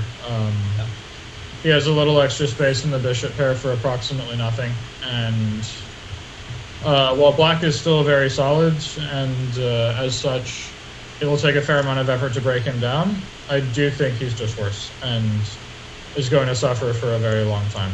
I think eventually here, White's eventual plan, I think he should start with a move like knight d4, and then after, say, bishop, well, it's Black's move, but I think White wants to play knight d4, and after bishop h7, I'm actually very tempted to play g4. Not even to attack, just to stop knight f5. I think White really wants to avoid the exchange of minor pieces. So with Black here, I'm thinking maybe Black should start with something like bishop h7 or bishop e4 directly, hoping to be able to meet knight d4 with knight f5 before White can stop it with g4. And if White wants to play something like bishop h7, g4, he has to at least worry a little bit about getting sacrificed on. It probably doesn't work, but it's something to at least think about. Although actually, I'm not sure. So bishop h7, g4, knight takes g4, hg4, queen takes g4 check, king h1, bishop e4, and you cannot play rook g1. I don't see a great way to break this pin. Knight f5 is coming. That might just work for Black, actually. So after a bit, I think Black should play something like bishop h7. So. But rook g1 can be met by queen h3 is actually mate. Right, so you cannot play rook g1, but it's actually very hard to even find a move, and Black is already threatening perpetual immediately with queen h3, queen g4 at the bare minimum. Well, I think he can look for more. So I think Black probably should... Yeah, I really dislike that move, knight g6. Where is this knight going? It's just going to get dominated. Unless Black can like start sacrificing in White's face, which I don't think he'll be able to do. Actually, now that I say that, it might be more interesting. Because if knight d4 here, you can play something like bishop h3, gh3, queen h3, and it's hard to believe that White can get mated after he puts a bishop on f3, but at the same time, he's losing a lot of pawns. I don't know. Not so clear. Maybe knight g6. I think strategically this move makes no sense at all. The only way you can justify this is by throwing everything at White's king, which, I don't know, might work, but I'm dubious. Maybe just king h2 here and then follow up with knight d4. Yeah, h2. So and then playing knight d4 next. It's a thought, I suppose. I like that king h2 because you won't get checkmated. Yeah, that was in the back of my mind. I mean, the psychopath in me is thinking about g4 right now. Not worried a bit, yeah. But I think that might be a little bit too much. Yeah, king h2 feels like a very sensible move. I don't know. It's a bit conservative, but if we can't throw stuff or if g4 is too much, it's pretty sensible. But in a pandemic, you may just play it because we're all crazy. Yeah, I don't know. I mean, okay, so Christopher has played rook e1, which I guess his point is this is prophylaxis against various sacrifices because he will always have bishop f1 to g2, which will make it very hard for White to ever get mated, but somehow I'm not thrilled with this move. I don't know, maybe I'm just being a moron. It would not be the first time, but... We're gonna do a check-in on Justin Wang. It's funny to get surprised by the moves that are made, and it happens quite frequently. Okay, so Robert is still thinking here, and I guess this, at first glance, I thought White just had to be cooked, but he is one move away from castling, and if he castles, I don't know, he's probably a bit worse, but it can't be that bad. So I may have overestimated Robert's position here. Nick and I were looking at knight f6 instead of Black's bishop f6, and then bringing the other knight to d5. Yeah, it's a thought, I'm sure. But like here, I'm just thinking how I want to proceed. say what black plays knight c6 here. I think that if white castles and lets you take on d4 and take the dark squares, it's going to be basically lost. I mean, even endgames are going to be horrible. Like after, say, after knight c6, castle, bishop takes d4, bishop takes d4, even, like, let's say knight takes d4, and black is going to play, like, rook a b8 and start looking at the b2 pawn and the b3 square. Like, your king is open, but even, like, every endgame is going to suck for you then, too. So after knight c6, like, I think you probably have to play rook d1, but after then e5... e5, then knight g4. Sorry, what? No, knight c6, rook d1, e5, knight g4. But then e takes d4, right? And we get a check. Knight f6, and then... Bishop d4. And then knight takes d4. Queen takes d4. Say queen e7, and you can't castle, and the rooks are coming. This looks horrible. King f2. Okay, rook fe8 maybe, and then rook a d8 and knight d5. I have a strong suspicion white's going to get crushed here. Okay. That line, king f2, you wanted to go rook fe8, rook. Yeah. We get our rook h to e1. And then rook a d8. Okay. So you need, and white's still a pawn up. What are the tactics? I think, as far as I can tell, you cannot defend the e3 square, which is going to be very bad news. Queen c3. And knight d5. And I will invade on e3, and this should be the end. Also, instead of knight d5, I can play queen a7 check, because if you play king g2, I can go rook takes e2 check and rook takes d1. Or if you play king f1, I can play knight d5, and you have to sack the exchange to not allow knight e3. I'm feeling white should be falling apart there. I mean, after rook fe8, I believe rook he1 loses immediately to rook a d8, but I don't really see a better move as the problem. Which of these players have you worked with in the past, Sam? I think you're not supposed to answer that question. They'll get mad at you and fire you. Oh, but I mean in a classroom. I don't remember ever working with Justin Wang. It's possible I worked with him when he was younger and maybe more invisible and blended in with the rest of the crowd because of the small rating. But now that he has a big rating, I would have remembered him. I've definitely done a class with Robert before. He was a delight to work with. I've worked with Christopher in classes.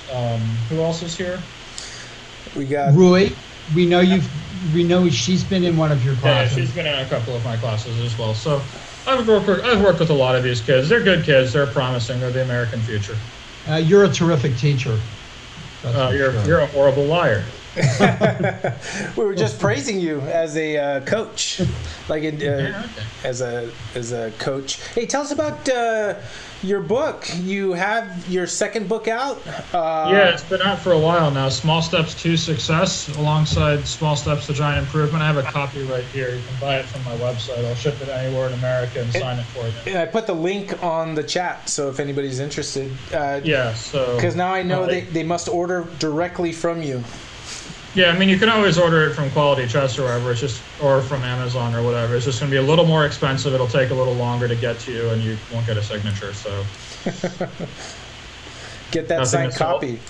Yeah, nothing to sell on eBay one day when I make it. I'll be right back. Yep, and A3 was played here in the game Christopher did play my move, and now, yeah, I think this is very dangerous for Rui Yang. I mean, in general, in the Benoni, you have one of two things you can do against white, or in this case it's colors reversed, but white advancing b4. One is you can stop him from accomplishing it, and two is you can smash the center with an e4 break first, and I believe black is unable to do either of those things here. Like, for example, if f5, knight takes d6, and then queen takes d6, I don't think we're going to be in time to get e4 through under favorable circumstances. Like, white can start with b4, and then if e4, d takes e4, and you're too slow to play like f4 and knight e5 and clamp, because I'm already threatening the d4 pawn. I think black is just too slow to break through in the center, and in the meantime, white gets the queen side first. So rook c8 from Rui Yang, I don't understand in the slightest. I mean, white was about to play b4, This is kind of advertised by the move A3. Once B4 happens, the rook would have had some value on the A file, but I just have absolutely no idea what it is accomplishing on C8.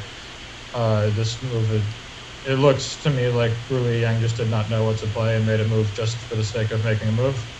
But here I think after B4, White is doing very, very well. And let's check on Arthur and Max.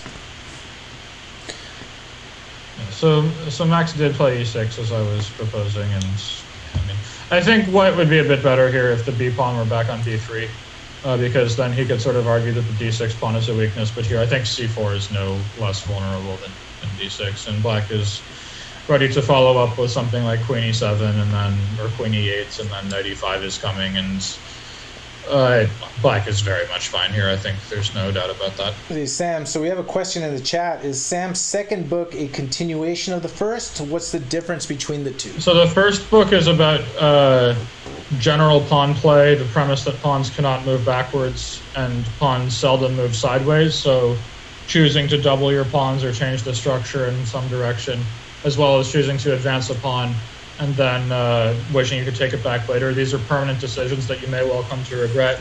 And I went through a lot of games and examples showing why pawns might want to move backwards and how to avoid pushing them too far, as well as going over all the same reasons again, but from the opposing point of view and trying to provoke your opponent's pawns forward. While the second book is all about passed pawns, which have very unique principles in both the middle game and the end game. And almost any decisive game you'll ever see that isn't decided by a direct attack or missed tactic will feature passed pawns to some degree, and playing with them is very important both in the middle game and the end game, and I was very happy with it. I think the second book was better than the first. And to any chance of converting the book to Chessable, I think the first one is in Chessable. I think the second one might be too, actually. Yeah, they both are. So I can give you my link to the Chessable courses. Let me do that right now, actually. And what about... I don't have a Twitch account, so you guys will have to be the ones to post the link. But let me just see. Hang on. Courses. So, like... you can, here, I'll put the link in the Zoom chat, and then one of y'all can copy it into the, Yep. There. And so, yeah, it looks like Small Steps to Success actually is on sale if you want the video upgrade, as well as, looks like a couple of my courses are on sale, actually. But you can take a look at those, and I'd certainly appreciate the business. And I do put a lot of effort into these things because nobody writes courses or writes books to get rich. They don't make that much money. I do it because I enjoy working on a part of chess that I think I need to do better. And every book I've written, everything I've done is because I wanted to learn that topic myself, and I'm just happy to take people along the journey with me. And the Shankland method, that's a DVD course, yeah? Yeah, that one is a little bit older, but I think has aged very nicely. It's all about mostly strategic calculation, which is, calculating sequences that might lead to giving your opponent an isolated pawn rather than winning the game directly. You don't see those too often in books and whatnot. All right, so this game between Justin and Robert has followed along the lines that Nick and I were discussing. And here my contention was that after e4, knight f6, bishop d4, knight d4, queen e7, because White is unable to castle and the rooks are about to come to the center, that White was going to get his head torn off before he could complete his development. Sam, how about queen d6 in that position? At the end there, queen d6, and then I guess I have to figure out where I want my queen. Hang on. So queen e3, you want queen d4 and repeating moves, yeah? Yeah, let's be safe. Seems sensible, but I have a feeling I should be able to do something there. And the fans want something where somebody's head is torn off. So that's, bloodthirsty. And Grant Owen is in the chat. Queen d6 is a good move. That might sort of keep White alive. But queen d6, maybe I can play queen e8, but then queen e8, king f2, and I'm not playing rook d8 anymore. So yeah, I imagine queen d6 is the best move, and maybe it's survivable for White. I don't know. It feels... we'll probably find out, because I can't imagine Robert not taking this bishop. And after queen takes d4, I don't know. Maybe is there anywhere else the queen can go? Not really. I mean, I think if white can play king f2 and get castled, he'll be good to go. Yeah, so Grant is pointing out there's the Mammadov-Shankland game. Mammadov didn't read my book, I guess, because there was a position that was nearly identical that we played in the Olympiad, and I had just played bishop takes b3. I played my bishop, took his bishop, and he had to choose between taking back with the pawn or with the queen. And he had to take with the queen to maintain equality. Much like I wrote about in the book, he thought for 10 minutes, took with the pawn, and lost. So this was kind of cool. All right, yeah. So we'll see if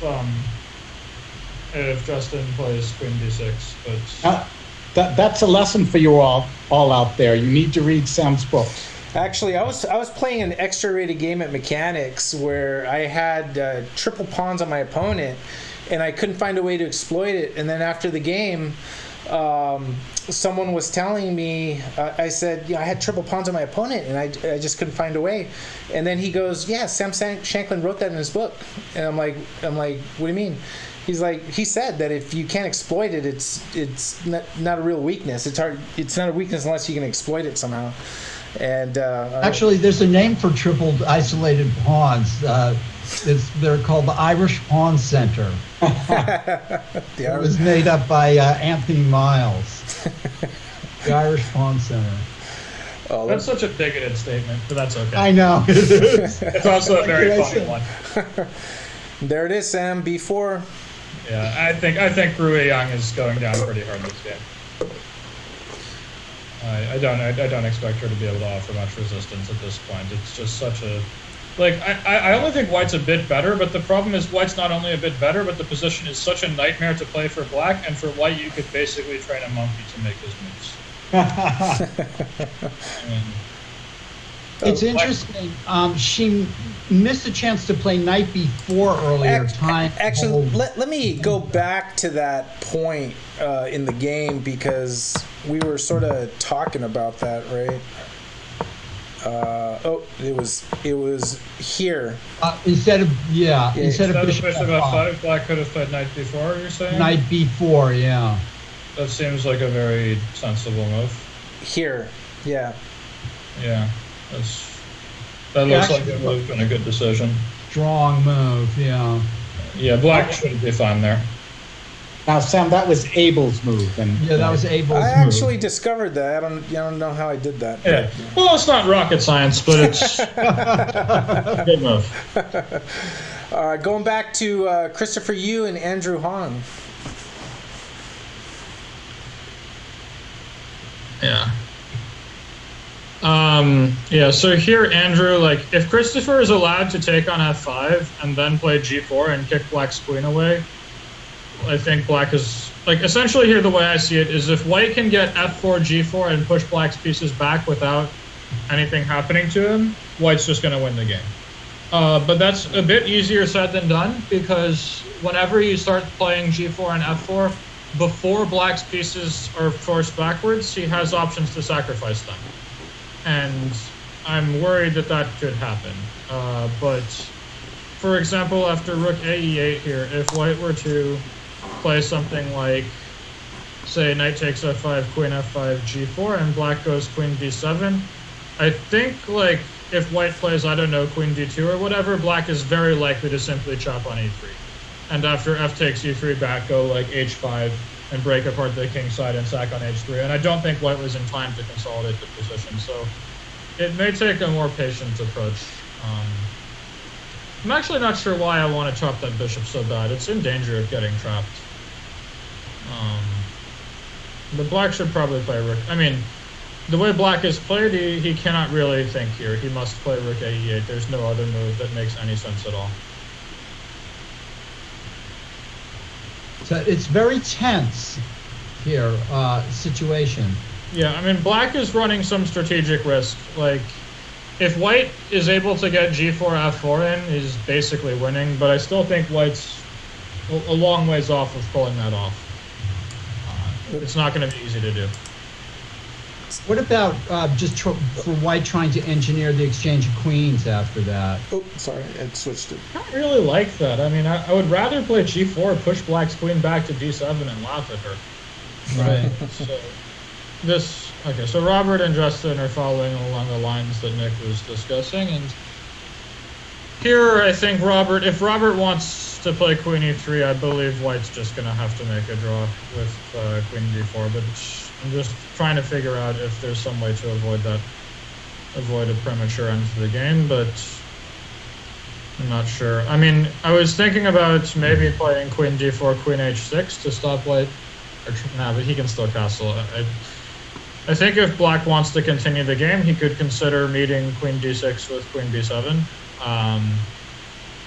when b2 is hanging, but it's kind of thin. I think that should be okay for white. And Justin may have survived this one. I mean, I think he had to find some only moves, but this queen d6 seems like it did the job. But like, even endgames, like, it's hard to imagine, but I was thinking there after queen d4, if black goes like rook fe8, queen takes e3, rook takes e3, and now rook ae8 is a big threat, and if you play king f2, there is rook b3.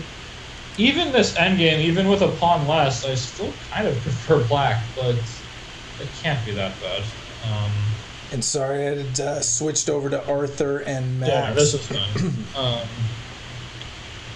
So here, this should fizzle out to a draw pretty soon. Black should start with like queen h4 or queen e7 or put the queen somewhere annoying, and I can't really imagine him having any difficulties. I think knight b6 is probably fine too. And we have someone in the chat that loves the unvarnished truth dished out by Sam Shankland. Yeah, I don't mince words. I say exactly what I mean. It gets me in a lot of trouble, but it's who I am, and I ain't going to change. No, we love it. I completely appreciate it. Most people don't, but it's okay.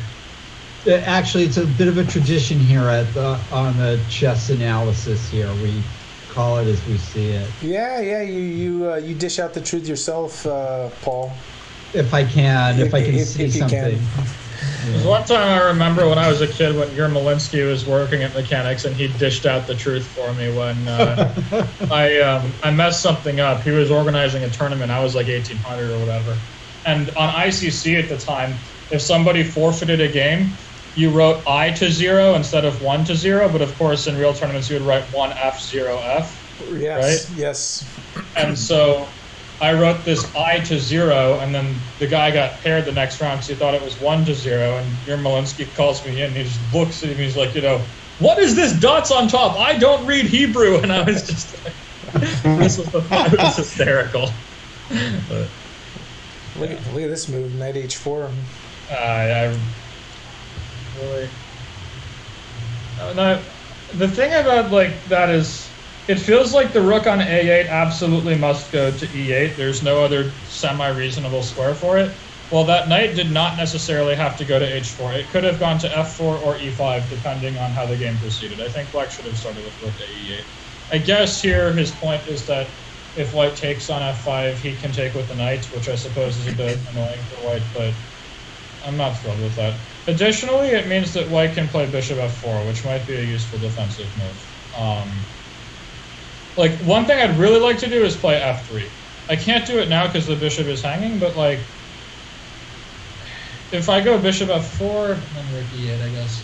What I really want is something like bishop f1, f3, bishop f2. Get that knight out of my face, bolster the g4 square, get ready for g4, sideline this idiot bishop on h7 where it will never do anything active, and then we're good to go. But I'm not quite sure how to pull that off, because after bishop f1, rook ae8, we still cannot play f3. And if you play queen d2 to try to prepare it, there will follow knight e4, so it's not so easy. I think if white plays f3, bishop f2, he's almost winning, but I don't really see how he can pull it off. There's just a little bit too much pressure. We're going to take a quick peek into Rui's game that we've had some developing moves, and this is the current position. B takes a5. Wow, that I was not expecting. I thought for sure white would play some kind of academic pawn sacrifice with c5 there instead, and then go b5 and make a passed pawn and claim that black's pawns are just not very good. Like if white had played c5, bc, b5, I don't know, knight e7 or wherever, and then gone for like b6 or a4, knight a3, knight c4, it looks horrible for black. I don't know, maybe like, I mean, black is a pawn up, maybe they have some chances, but it looks really, really bad. But ba5, while this would not have been my instinct, it's not such a stupid move either. White's rook coming to b5 is going to be a very, very annoying piece. But I don't know why Rui Yang is thinking. I mean, she absolutely must take with the pawn, because otherwise this knight on c2 will come to b4. And we're starting to get to under 30 minutes for each player in this game. Yeah. G70 plus 10 is the time control. And Paul, you've been told to play some guitar. Oh yeah, I have played. Well, I now suffer from a bad arthritis, so it's difficult for me to play right now. I'm waiting for my arthritic hands to kind of heal up a little bit. Now, that doesn't sound like fun. No, it's not fun. Getting old is not fun, Sam. Tell me about it. I know what it's like. Hey Sam, I know you're on a tight schedule. If you got time, you're welcome to hang. But if you need to go, I'll hang with you for a few more minutes, but I got to make dinner at some point. Yeah, no, very important. I'm curious to see if Justin will want to continue this game, which I don't think he will. It seems black missed some opportunities in the middle game. It may be, but there was also very direct stuff. Like, white's position was not fundamentally bad. I mean, when I looked at it, my first thought was he has to be getting crushed somehow, but ultimately he has a bishop pair and an extra pawn. You have to hurt him right there. It's not like you can say, oh, his position sucks, let me just put my rook on this square and then on that square and then see what happens. You had to do something very direct. And Right. I mean, Robert played the way I was sort of thinking, but I think Justin found just the only moves to stay alive. If white plays queen d4 here, we can... Somebody's asking, what's for dinner? I don't know, U.S. cadet players. Oh, that's funny. Yeah, I made some kid cry once when I convinced him that I have a diet of strictly Berkeley Chess School campers. And, felt a little bad about it. And pawn takes was played as expected. Yeah. So, but after like rook b5 now, you really don't want to allow rook d5 or probably knight takes d6, bishop takes c6, and rook takes e5. But after rook b5, it's just so hard to even find a move. I mean, I really dislike ba5 from Christopher though. Just like, if he had played c5 instead and made that pass b pawn, black would have had a very hard time stopping it. It would have gone to b7 basically and been supported by a bishop on g2. But yeah, so I don't know. Maybe Christopher's... I think Christopher's definitely going to play rook b5. The only question is if he is going to take on d6 first. And I think he probably should, actually, because I was sort of thinking after rook b5, bishop e7, it's a little awkward. You cannot play knight c5 because of... Well, maybe you can play knight c5, but I was thinking about knight a7, knight b7. Okay. So he has played rook b5 directly. I was thinking maybe he should take d6 first, but... This looks so bad for black all the same, though. I mean... On the other hand, you still have that knight on c2, which, you know, it's not Well, not but gotten into the game. it's going to come into the game once either e5 or a5 falls, which I do think will happen sooner rather than later. Maybe black should play bishop e4 here and just hunker down on the dark squares. So bad, though, after bishop takes e4 back. I mean... White's queen is... the white squares are going to be so bad at that point. That's true. That's true, of course. I don't know. Oh, Sam, what do you do after bishop e7? I was thinking knight c5 and calculating the consequences of knight a7, knight b7, knight b5, knight d8, knight c3, but I don't think they work for black. Oh, that's a great line. Yeah. I don't know. I'm thinking maybe black can play f6 just to overprotect the e5 pawn, because if white wants to go knight d6, bishop c6, and take a5, you at least get some counterplay on the white squares around white's king. But if he takes the e5 pawn instead and then d4 pawn falls as well, white will have a much easier time holding it together, much easier time trading off rooks, and he will get two connected passed pawns. But after f6, queen g4, for example, could be an issue. And then I was even calculating, like, if black plays, because I'm threatening queen e6 then, and black would play bishop f7, and then I was even considering queen takes c8 and knight d6, and black is hanging a lot of stuff, but I'm not sure I'm getting enough for the queen. Flipping over to Christopher and Andrew. Yeah. Okay, so Christopher just went and chopped that bishop. I really don't like that decision. I think white's best plan was to try to somehow get g4, f3, and plant that bishop on h7 and argue that it will never do anything active ever again, and that white's knight on d4 would be a better piece. But if he couldn't pull it off, he couldn't do it. And here, I mean, I think black's probably still a little worse, but I believe he survived the worst of it. Two bishops. White seems to be going for the idea that I had, which is just keep those two bishops on and... But how? I mean, knight e4, what are you going to do? Play Oh, I see, knight e4? e4. Maybe I mean, bishop f4? Oh, rook e8 or something. And it's going to be very hard to keep this under control. Yeah, the knights are well centralized, it's true. Yeah, I really dislike taking that bishop on f5. I mean, maybe white had to do it, but I think we should have found some other way. Okay, so Justin wants to continue the game. This is very surprising to me. I thought rook f8 looked absolutely terrifying, but maybe he has some idea. Rook f8, perhaps he can play, instead of rook he1, he can try bishop c4. He has more time, is probably why. But like rook f8, it feels like black's the only person who can do better. For example, say rook f8, bishop c4, rook a d8, you probably have to play queen b6. And then say rook back to b8. I think your only move is queen d4 back, and then black gets to choose if he wants to continue the game or not. I don't know. I think this is really asking for trouble. Rook f8 looks so dangerous for white. And then the other game going on is Arthur and Max right here. Queen h4 was played. And yeah, I was sort of thinking this should fizzle to a draw reasonably fast, but the more I'm looking at it, the more I'm thinking it might be a bit uncomfortable for white.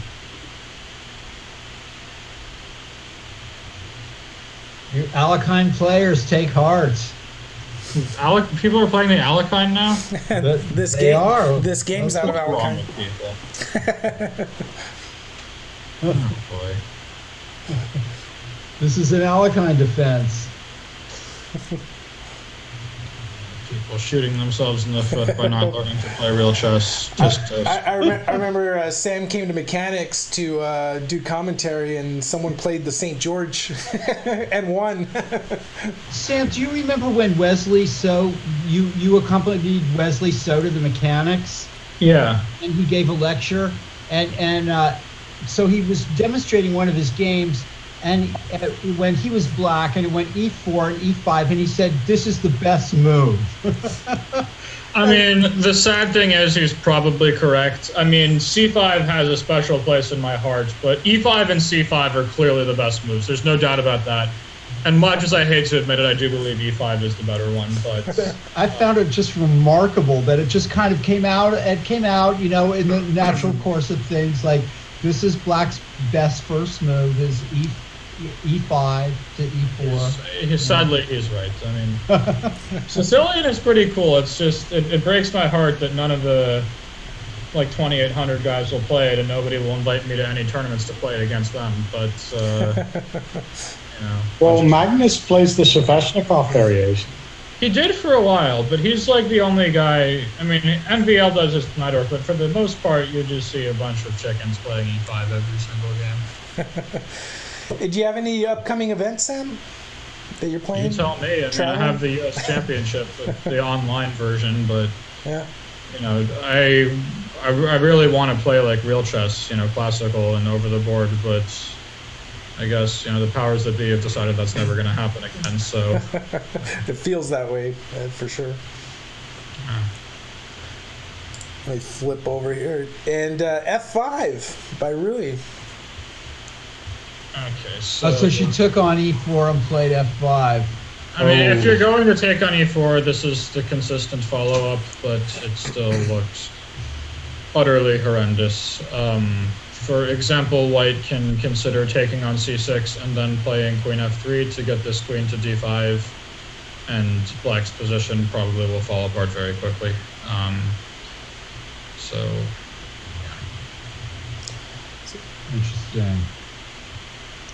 So white Like- go yeah, go ahead. yeah, like white will go bishop takes c6, queen f3, stick his queen on d5, which will mean black will never, under any circumstances, play e4. White's ready to bring his rook to b1 and the other one to b7, and they will invade on the b file. And Maybe black should play e4 right away after queen f3. but then what happens after d takes e4? I don't know, f4 and... But then e5 and you lose it on the spot, right? Yeah. Oh, well. That's You the tried, thing. You Paul. need You to tried. like, this is the kind of thing, this e4 breakthrough. Usually, what you need to do if you're playing against b4 is to get e4 through. You need to get there first. But because white's pieces are already on aggressive active squares, this e4 pawn sacrifice is going to be too slow. That makes sense. That makes total sense. Yeah. I just thought I'd throw it out there, though. But,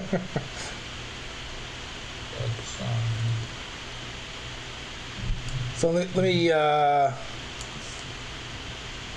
flip to this. Justin and Robert. so the game, white did play bishop c4, as I was saying, and now I believe after queen b6, it's up to Robert whether he wants to end the game with rook b8 or not, but which will draw. But after queen b6, I'm wondering about knight d5, rook d5, bishop d5, queen d1, or queen e2, king g1, and then say queen d1, king g2, rook e2. Feels like white has to be checkmated there. Yeah, so after queen b6, I think white has to play queen b6. He can't possibly allow queen c5, right? Maybe he can. Queen c5, king g2, and I cannot play rook e3 because of bishop f7 or something, but queen b6, knight d5 looks utterly devastating. Unless somebody sees something I'm missing. Well, also queen c3, knight d5.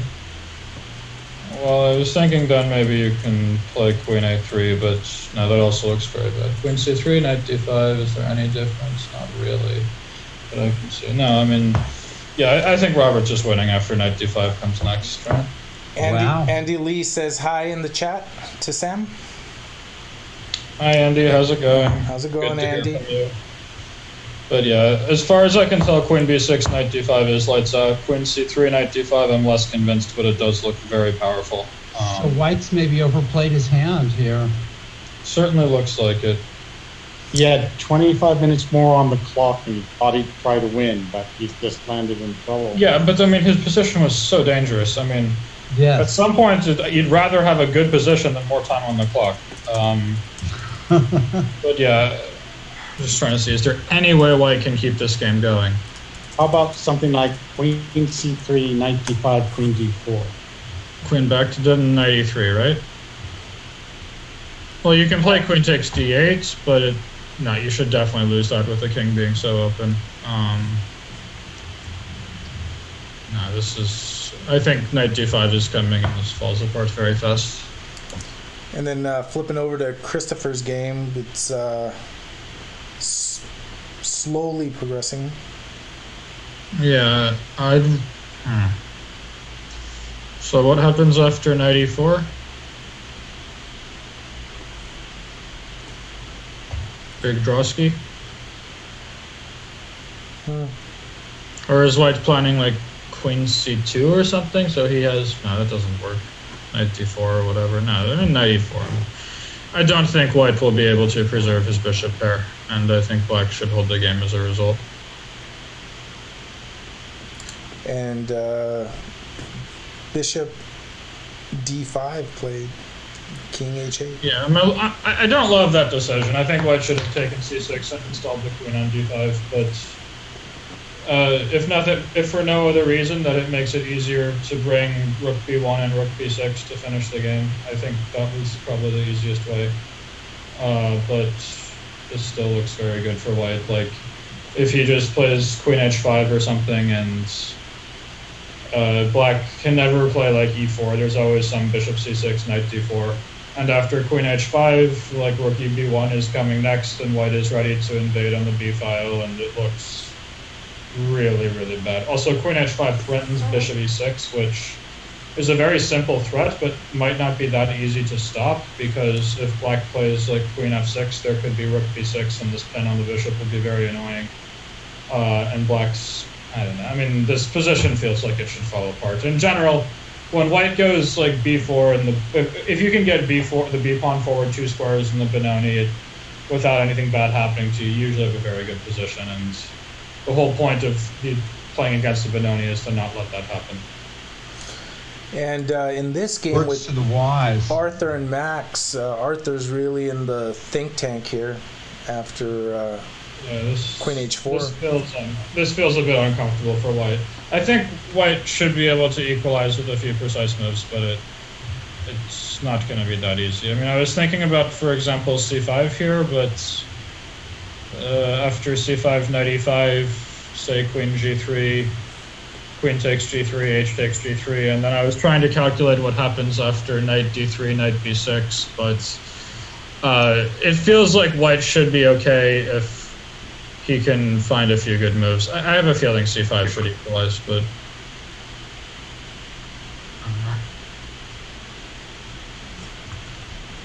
Sharp. But Sharp game. Still thinking here. Getting to some critical moments in games. Yeah. Justin's probably realizing that he's made a serious mistake and not forcing a draw on the spot, because now he's going to get killed here. Does it ever enter psychologically the fact that, you know, he was like tied for the #1 seed? Does it factor? Yeah, like it happens, especially like if you've had a bad run and you're losing rating. And I remember like I declined an early draw with David Howell. I was White and misplayed the opening, and I should have just made the draw and repeated the moves and gone home and said, you know, screw it, you were the top seed. He's not that much lower rated than you, and come back the next day. But I was sort of tilted and pressed and lost. I mean, it's really rough being the top seed, especially if you're the top seed in like 6 events in a row, which is, you know, essentially the fate you're going to suffer if you're anywhere from like say 2680 to 2720 and you don't get invited to any top events, but the other ones you play are going to be the best player. So you have 2 issues. One is that everybody's trying to beat you, or everybody's trying to draw you. Oh, no. It's the second issue. Not everybody's trying to beat you. Rest assured that doesn't happen. They will beat you if you overpress. Right. But this game, Justin against Robert, with this, like if you'd go Queen to B6 or something, and Knight to D5, Rook takes D5, Rook takes D5, Bishop takes D5, Queen E2 check, King G1, King D1 check or something, King G2, Rook to E2 check, King H3, Queen takes H1. There's a perpetual Queen D8 check, King H7, Queen H4. But the whole point was to take the bishop on D5, not the rook on H1. That threatens mate on H5 as well as the pawn on F3, and White has no checks, and it looks absolutely finished. Okay, yes. Yeah. Wow, check this this move out here by Christopher Shen.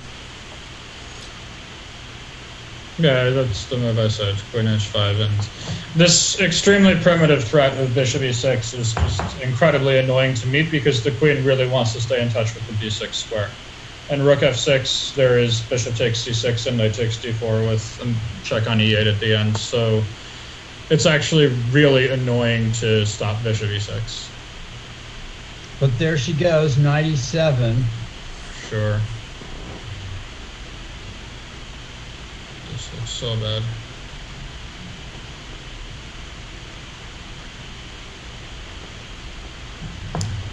Will she look to play F4 at all soon? No, f4 will leave her with a dead bishop. I mean, I think black's only try is to somehow get e4 through, sacrifice a pawn, and try to make some counterplay, but I don't believe it should work. I like your idea of white playing bishop takes c6 and queen f3. Yeah, I thought that made sense. Leave black with the bad bishop, centralize the queen, bring your rook to the b file. It felt like this should win very routinely, but yeah. Anyhow, guys, I think I'm going to call it quits for tonight. I got to go cook something up, and I got to do some more work before it gets dark. But, all right. Good to see y'all, and best wishes to all these kids. Yeah, thank you for joining us, Sam, and you're always very generous with your time when it comes to mechanics, so thank you for joining us. Yeah. All right, Grandmaster Sam Shankland stopping in, and brute honesty, we love it. All right. I think, Sam, it's interesting, Sam pointing out, again, the strategic decisions that lead to more clear positions are sometimes not the first choice of these younger players. Like, and so Rui still has a chance to kind of mix it up here. It's interesting that these, how these players think of this, right? Whether, it's almost like a maturity thing in terms of how do you think of it strategically, right? I'm fixing your name here. Rui screwed the opening up, but she's still very much in the game. Yeah, she's fighting, and that's what I mean, is that bishop takes c6 would have kind of taken a lot of the wind out of the sails of black's position, like Sam said, and there we go. Instead, maybe white played a little more routinely by this check and the queen out, and now maybe black is, giving black a little bit of more resiliency in defense, possibly. It seems like this is sort of the only way to really give a chance at something, right? With all the pitfalls that come with it. And when the time gets low, it'll be very interesting. They've spent, 3/4 of their time. I love. I love how Sam Shankland's on, and then Paul gives a variation, and then just immediately gets shot down. That's fine. I mean, the guy is an analyst. I mean, he's calculating variations, and it's a pleasure just to sort of have a peek into his mind and the things that he's thinking of.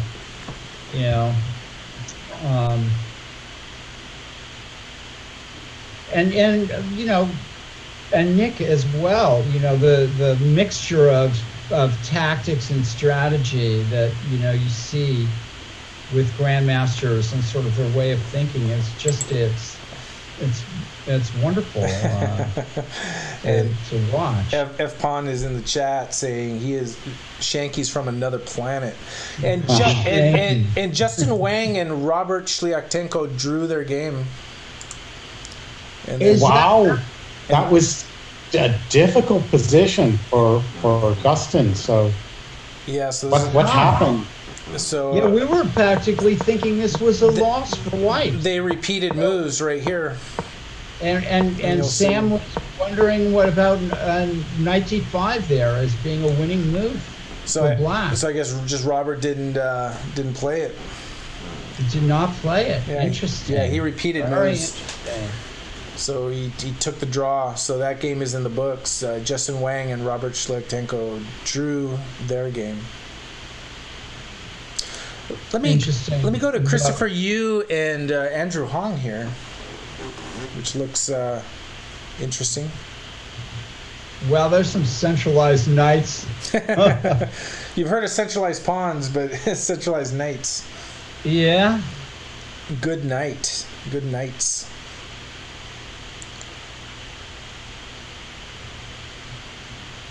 Actually, they look pretty strong. This has been a real... White's doing everything he can to hold on to those two bishops. That bishop b4 move is part of that strategy here, but black is sticking to his guns here with the centralized knights and everything. It's very Chigorin play. You know, center. Put your pieces in the center. You know, use the attack the center with pieces. Knights are very tricky. You know, especially when time gets low. Those double rooks on the E line, knights in the center. Maybe white is objectively fine, but they can be tricky. Yeah.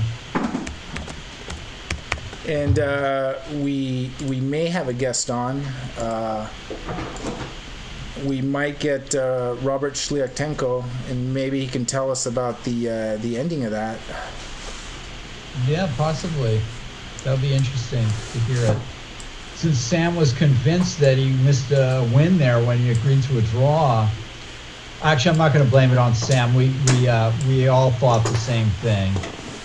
Well, you know, I think there was Sam, you know, very assured there, but I think there was defensive lines that it wasn't checkmate like Sam said, but it definitely looked better for the black side. Let's flip over to this game with Christopher Shen and Rui.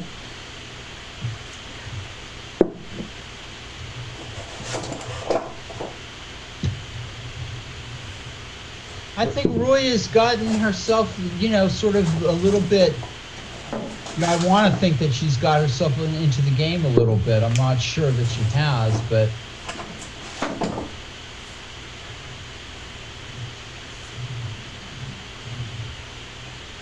maybe just holding on a little bit with bishop to b8 or something, trying to play e4 still.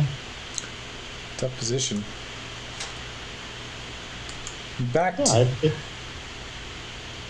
This is a position, and Rui and Christopher, they've learned from our old-time mechanics players, haven't they, Abel? Yeah, they've they're, you know, the thing, you know, players like Rui, like they're on the way up, but they're getting a lot of reps from our mechanics regulars that play some fighting chess. And it looks like we will have Robert on any second now, so we can go over that game soon. Sam's not here to grill him. We'll have to substitute for that. And here he comes. Here we have FIDE Master Robert Shliaktenko. Thanks for joining us. Well, thanks for having me. So we'll deconstruct your game here.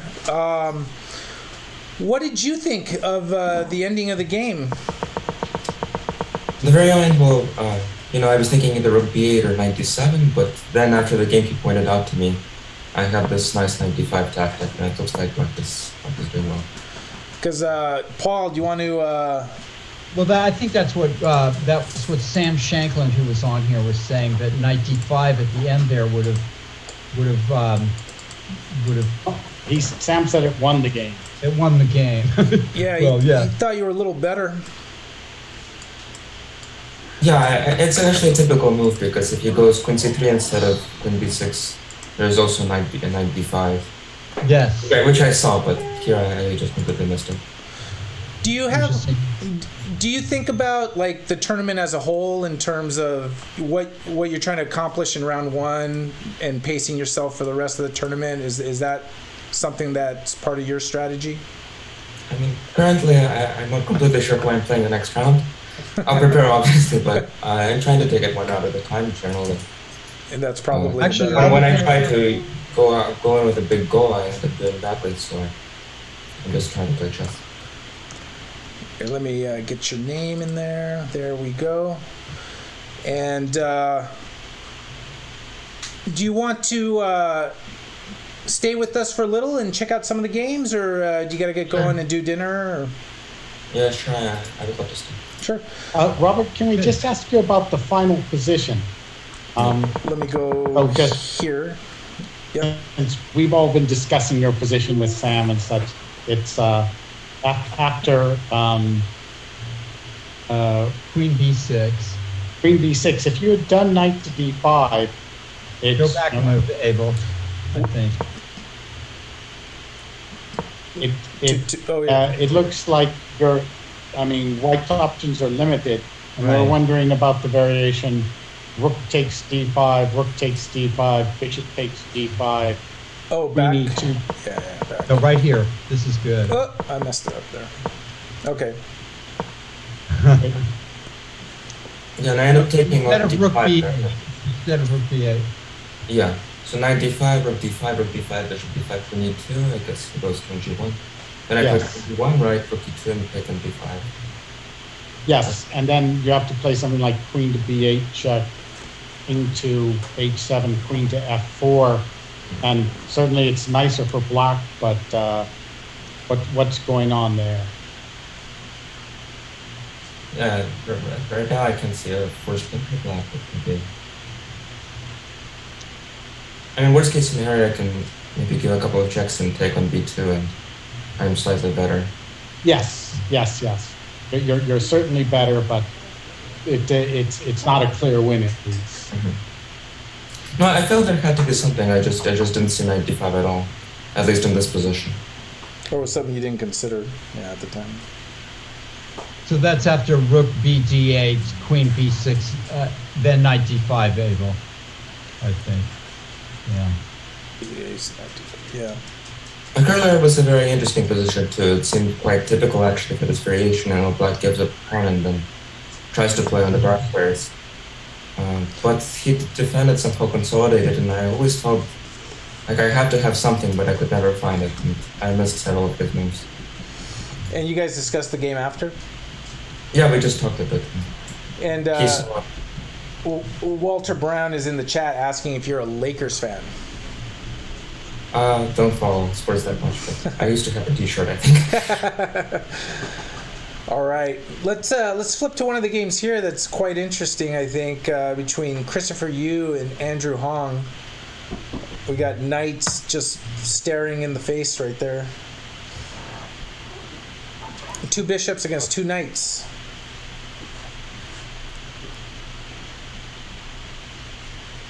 He's playing against Andrew Hong, right? And right now, material even. This is the game most likely to have a tactical eruption. Any game with Christopher, probably. What do you think, Paul? Well, I mean, it's like Nick says, the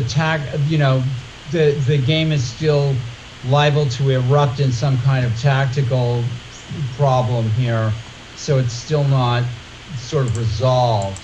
Oops. If you're white, you want to see the queens off and the bishops, prevail. If you're black, you want to be able to find some shot that takes white out, I think. And Robert, just so you know, you have white against Christopher Shen in the next round. Just I remember. So, I mean, what do you think, Nick? Knight takes b4 is the threat here. Bishop a3, is there some issue with bishop a3? Is black going to play something horrible on white there? Yeah, somehow you keep the two bishops, but that bishop's there on the side, the rook's on the side, the bishop's there, and this is where you stare for a while, just, can I find a tactic?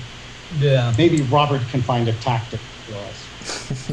I thought bishop a3 maybe you can take an f2, but I'm not There we go.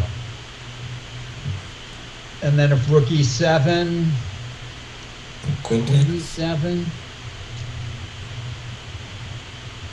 king f2, not queen e3 check. That almost looks like your game, Robert. Hey, Robert, are you playing a lot of online chess? And how's your chess training been going? Well, I'm trying to play as much as possible, and luckily there are a lot of events. But, it's also a great time right now to study, just because so many things are being played online, and all those games are, of course, going to the database. So there's a lot of information. Nice. Yeah, and probably a lot of people being able to play a lot more different players, probably just because of the people are playing events. I mean, we have people that play our events that are from other states. one of the online rated events. So Walter Brown says his money is on Hong.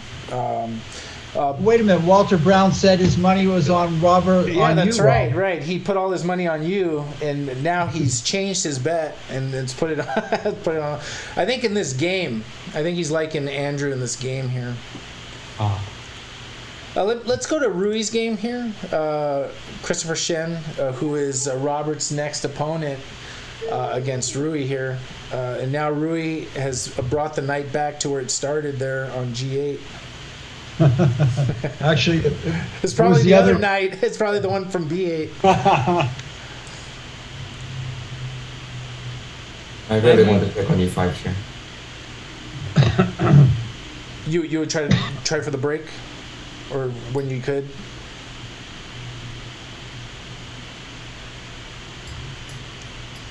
you gotta like white, but I mean, black is playing, trying to be resilient here. Rook B7 has been played.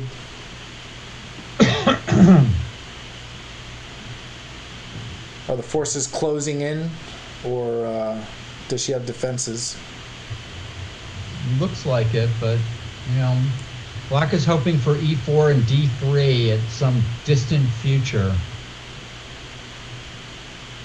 Yeah, this is tough.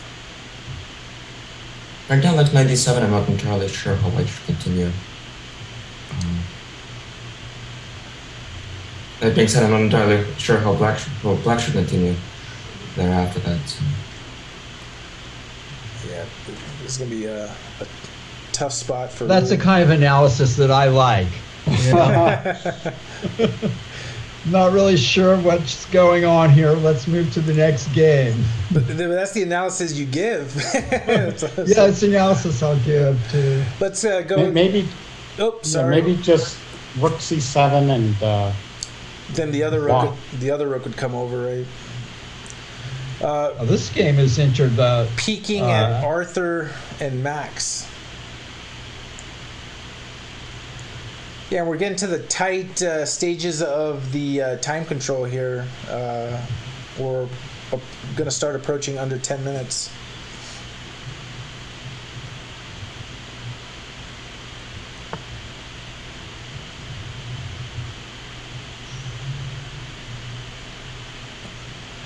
So, I mean, either black is achieving a lot here, it looks like to me, and with real chances here. The field that we have here, Robert, have you played these players quite often? Probably. Is there any player that you haven't really played? I don't think I ever played Arthur's, though I've seen him many times. Or Rui, I think. All the other players I lost to before, so I already have experience. How's online school going for you? What do you think of this position, Nick?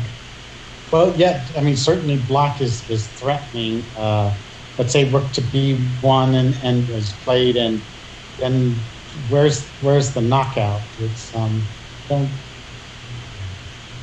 yeah. Yeah, it's somehow it looks to me that white's holding on.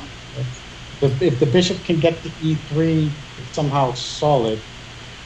To go bishop d4, again bishop e3, he takes e3, rook takes d3. Maybe white's just holding that despite appearances. So you just made an IM norm. Says Grant Owen. Did you do that in Charlotte? Yeah, you did. Yeah, I read the article. Yeah. The first tour of the board tournament, Lorne tournament, I think. Hey, what was that like? So did you actually have to, did you do gloves or mask, or how did that go? So masks are required in their temperature checks, and of course the tables were a bit more isolated, but it felt very safe. Did they have like a barrier from the board, or was it just use common sense? Yeah, interesting. Yeah, I read about you on Chess Life Online. And didn't Andrew also make a norm? Andrew, no, he came very close. Oh, he came close, yeah. He was in the GM section, of course. Let's go back to Christopher Yu here and Andrew Hong, speaking of which. One of the bishops were traded. So maybe we're heading for a draw. Maybe with rook e4 and maybe black's even a little better. Yeah, I mean the rooks are. Yes, it's a shame. I was really hoping for some great tactics. Yeah, I was rooting for the two bishops myself, but Yeah, and Rui has taken Robert's advice, played rook c7, and then rook b1, rook eb1. But once you trade those rooks in Rui's game, then the thought of e4 and the d3 break, well, that there's not as much to guard the back rank of the pawn queen.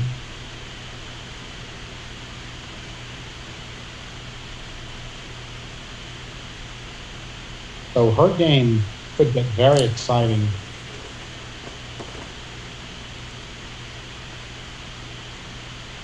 And both players, Rui's at just under 9 minutes, but equal yeah, time. it's funny. White had this very clear idea that Sam pointed out earlier, and now it's a little bit muddy, the position. I mean, you still like White with the passed C pawn and all that, but I mean, oh no, I can't do that.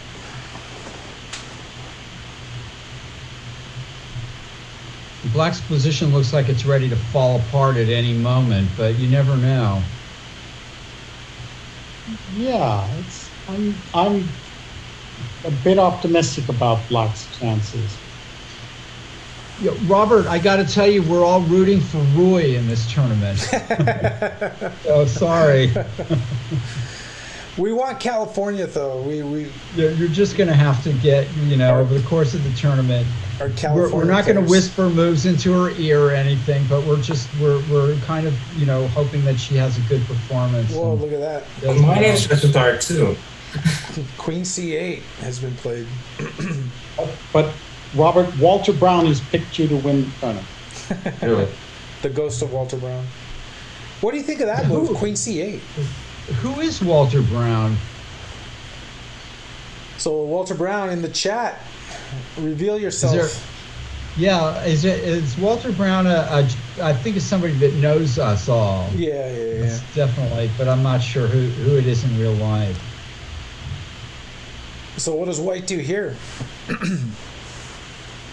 Looks like a good little move.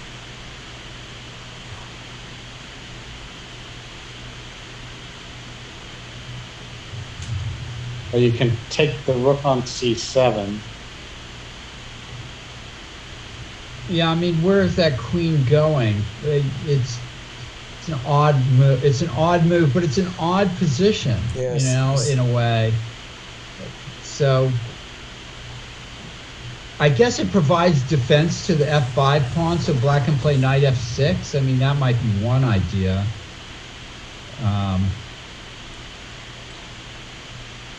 It kind of feels like each one of White's pieces is good except the knight in c2, so maybe at some point White can consider, maybe not right now, but bringing the knight to e1 and then to f3 and g5. Yeah, and that knight's been sitting there on c2 for quite a while, actually.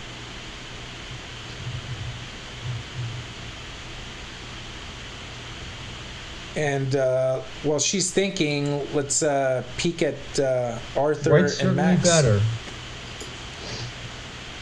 So Max is at under 6 minutes left on the clock to Arthur's 11. I guess Black is gonna Black's gonna drop the rook back to e7 to defend b7 or something like that. Bishop d4 is a move. Yeah. Yeah. A little more active too. Black seems to be probably should be okay here. And then moving on to Christopher. Christopher's got 11 minutes to Andrew's 5 and change. Andrew Hong has offered a draw to Christopher, who declined it. Oh, good. Fighting Yeah, I spirit. think White's looking definitely a little better here now. I would think. Especially if Black can't play D5. But, you know. I mean, it might just be, optically. What about pawn to B3 here? Defending the C pawn. Yes, Black has a little lead in mobility, Oh, wow. doubled on the file, but for that weak pawn structure of D6, so B3, and what can Black do? Well, White played Bishop C3, Bishop so he's, C3. but that seems like a good move too. I mean, if Queen C4, Queen D6, White has to be better, somewhat better in this position. And has more time, right? Is that probably a factor too? And I was recently, do you know that end game that Kashdan beat somebody in the Olympiad a long time ago with a bishop versus a knight, bishop versus knight, bishop and 4 pawns versus bishop and 4 pawns. It was just some position that looked like a dead draw, and he won it. And Max played Robert's move, Bishop D4. Yeah, there I was thinking White has Bishop C3, actually. Kind of tricky move, and I'm not sure Black can take anything, actually. Oh yeah, that's Or maybe you can just take on C3 and take on C5. Yes, with the drawn position. But take on C3, White takes on D3, and maybe White can press there a bit even. Well, Bishop E3 takes Rook B3, Bishop C5. You have to take on C5, don't you? And take on B7, and looks about equal.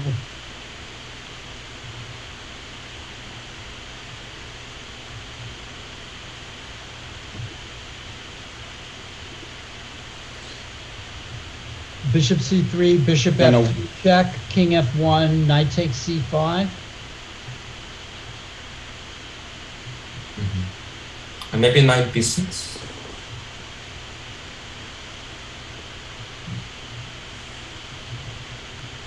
At very least, it gets very complicated. Yeah, very complicated. Let me switch over to Christopher, Shen, and Rui. The one rook has come off the board for each side.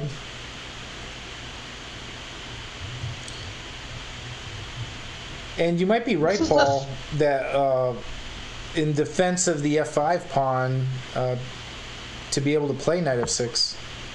Yeah, but then the white knight, but I mean, the queen can come into G6. H3 looks like a strange move. Actually, it feels like White should be better here, but it's very easy on the other hand to play Black, especially in time pressure, because It's getting White doesn't have easier. a good pawn. Yeah. I And mean, Black- White could have played pawn to C5 and pawn to C6. Maybe. H3 looks like a very odd move. I don't like that move. Yes, it's probably a practical move in time pressure. White's not sure what to do. Yeah, which is not a good sign when you don't know what to do. And you But at least do it quickly. Yeah, that's right. If you don't know what to do, just do it quickly. Oh, wow. So let me switch over to Christopher and Andrew here.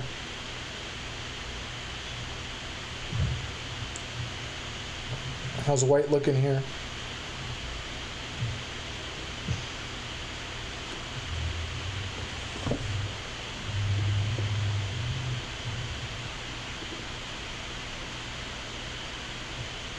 F6 looks like a strong move, blunting this bishop. It does look like a strong move. I'm not sure White has any advantage here anymore, especially after he traded off the weaknesses. Yeah, I tend to agree with you. Yeah, but there's still the bishop's something. It's a little bit. Yeah.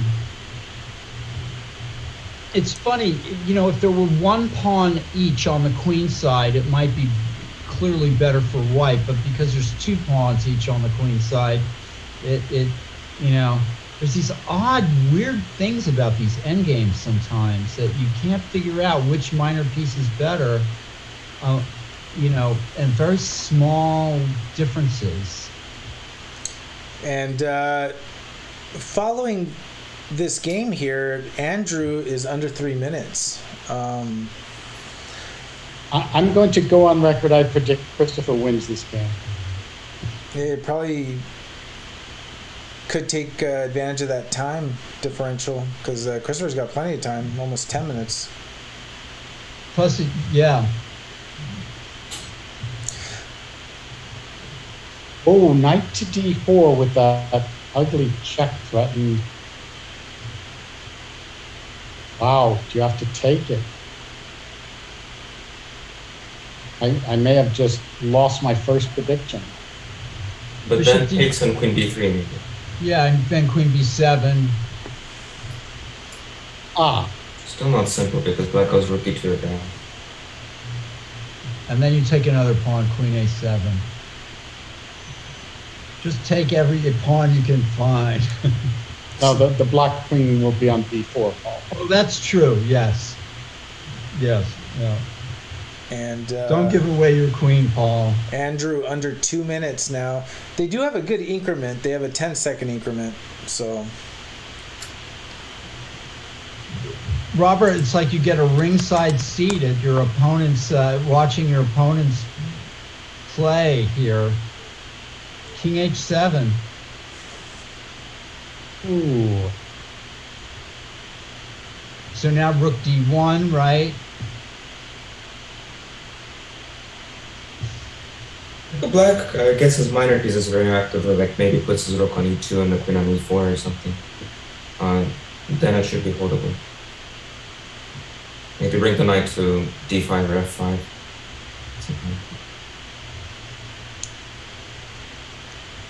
So objectively, it's not really anything for white, but if you don't get rid of that bishop, you're going to worry, and it's the time.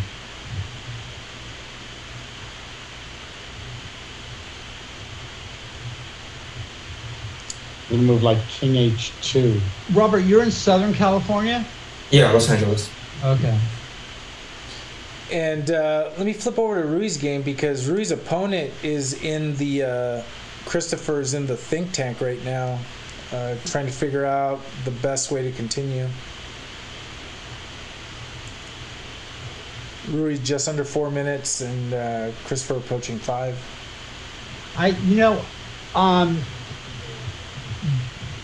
The way that this game has been going, I feel like Rui has a real chance. Not objectively from the position, but just from the kind of seesaw way this is going. It's the trend is in her favor. Yeah, she's just hung in there. She's hung in there, and because there's no clear strategic thing yet, like, White's not sort of been able to put his finger on the position. As a player, will she get like an energy boost? The fact that a lot of the pressure has been relieved. Not that this is simple, but I mean it's certainly not what it was 10 moves ago, 15 moves ago. Actually, right now it feels like the queen on h5 is a better off place too. Because you can see immediately, like knight f6 and e4 is already a threat. Possibly. Maybe you just go queen e2 and also take care of queen a4 at the same time. Yeah, I mean, black is getting a little bit, and if queen e2, maybe e4 anyway. I don't know. Let's check in on this game. Starting to look a little. So bishop f2 check was played. Oh, wait a minute. but no, something else has happened here. So this was this is where we were at. Oh, I see. Check. Bishop d4, bishop a5, huh? Check, king f1. And this is the current position.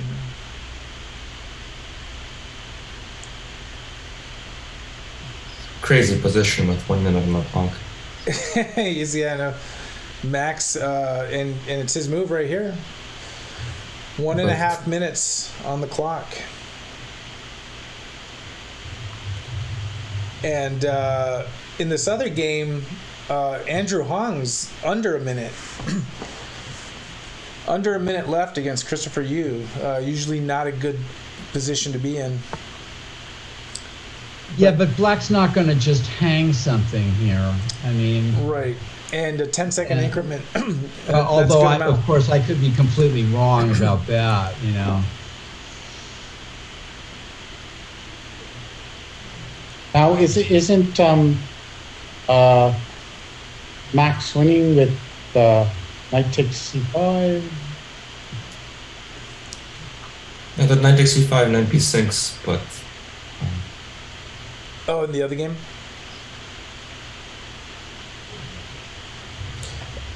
Actually, let's check in on... Let's go back to that. Ooh.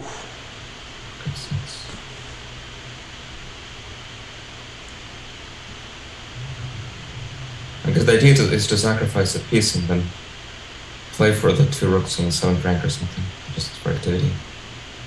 What do you make of this? I guess rook takes d3, and then what? Bishop takes c5 check and on to b5 or something? Oh, wow. Bishop e1. Bishop to e1. Wow, so he's getting a rook for 2 minors, it looks like.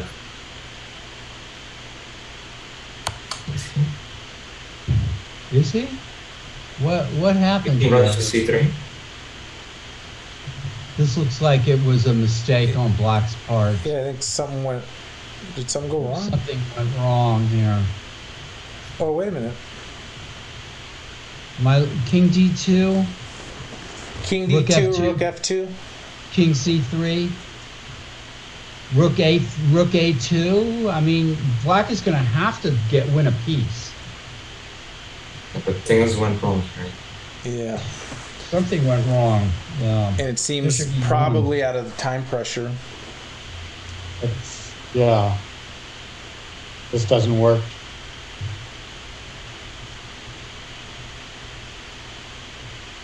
We'll keep an eye on what happens here, but moving over to Christopher, Shen, and Rui, this is the current position. Both about the same time, almost at 2.5 minutes left.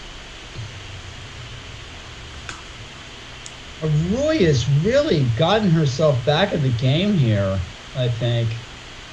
You know, I mean, still looks like white for choice. Wow, let's go to Christopher and Andrew here.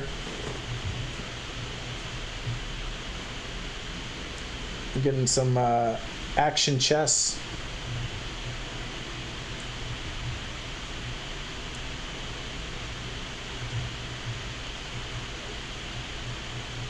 Well, I guess white's going to play queen d1. Are we looking at the same position?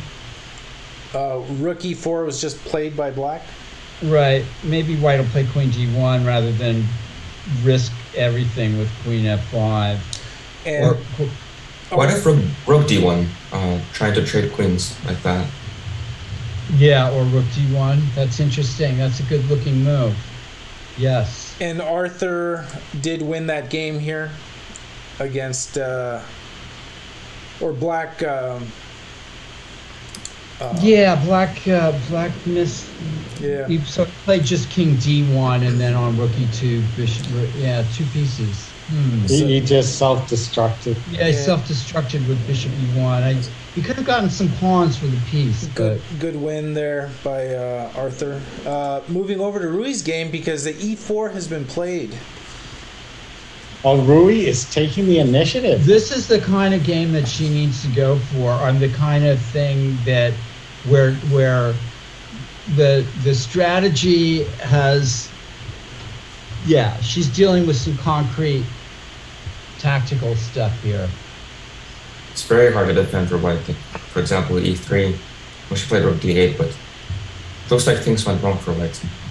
Rook d8 is a nice looking move too. Just developing a piece, you know, it's absolutely cruel in time pressure. Yeah, powerful move. And a near collapse by white here is happening. It's amazing. Yeah, but I bet Christopher's going to be, he's going to be solid. Not indecisive play here. A4 played. Black can try e3 maybe to take advantage of the fact that white played this h3 move, possibly.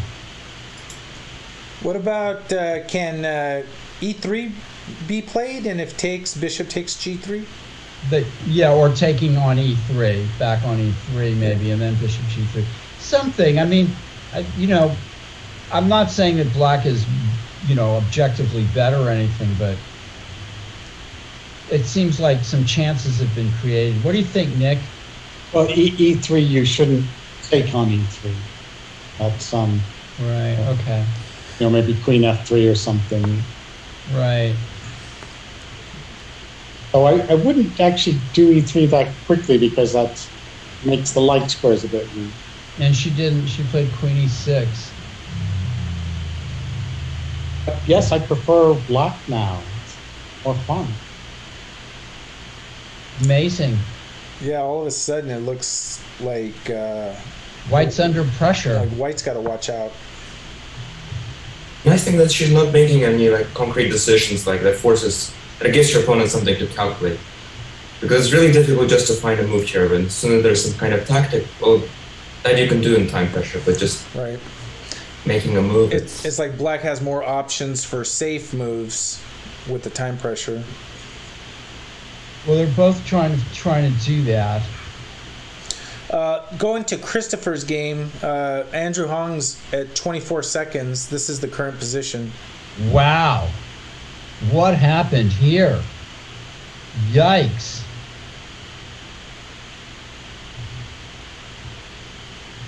Nick, your prediction looks like it's coming true.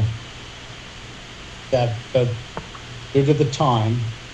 Black lost a whole bunch of pawns. Amazing. Yeah, this looks just lost.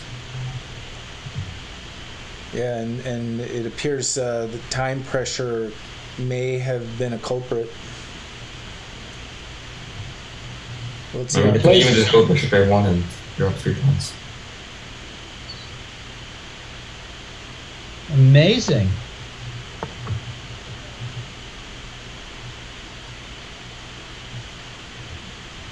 Wow, we got 2 action-packed games going on simultaneously.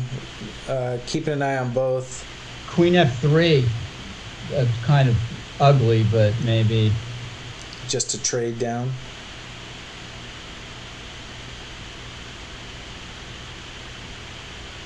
Because actually black can go with g6 knight f4. Maybe it's not really easy. But. Going to the other game where they're both... This is the current position.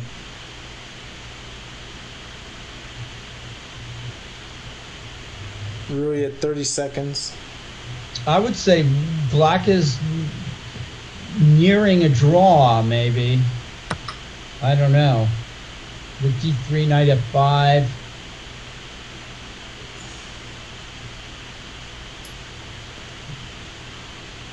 I'm not sure if she had to play e3. Yeah. I wasn't following the... Now that made white's game easier. Right. Easier to play.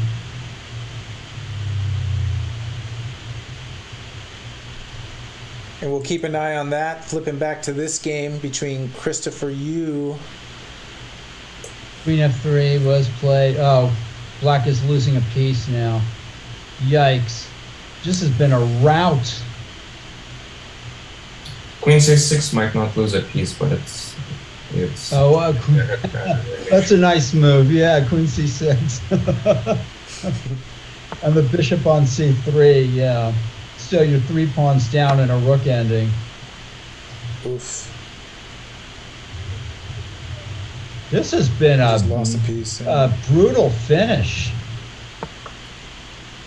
I don't know what happened in this game. Yeah, this is tough. Going back to Rui's game here. Seconds on the clock for each player. Wow. And the result is still up in the air. Although it looks to me like White's close, certainly better here now with the bishop versus knight and Oof.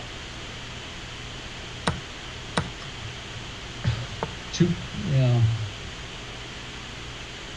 Rui played so well for so long that just now with low time. And of course, Christopher is a very strong opponent. There's a tough little position here. It looks like it should be winning for White somehow. Going back to the other game here. This is Black is just playing on steam.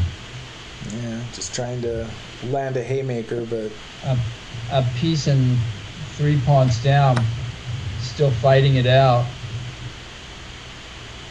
Christopher is a study composer. He's probably going to find some beautiful way to win here. right. That's right. Well, now it's 4 pawns and a piece. Here, Queen H7 taking just this looks like resigns. Oh, yeah. Yep. And these are, this was a Nice win by Christopher Yu. Yeah. And this is the final game, and this is the position. Yeah, probably a winning rook ending. Yeah. If the king has to go back to G7, looks because King E7, then A7 and Rook E8. Oh, E7. Oh. Well, I guess there was no way out.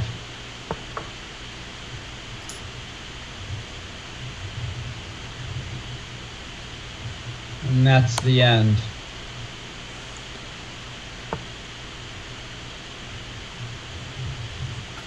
Well, that's too bad. I think that Black came close to holding this. Yeah. Yes. And there may have been a way if she had a Yeah. little more time. Yeah. This didn't seem like it was completely inevitable. And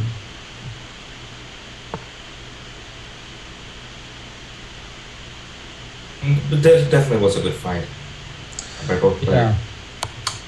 yeah. I think Rui's big mistake was to push the pawn to E3. Just left it on E4 in that middle game, then would have had fully equal chances. Probably Interesting. better.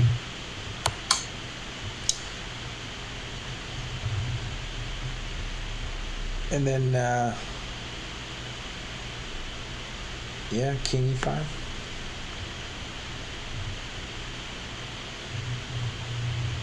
I don't even see what Black is playing for here.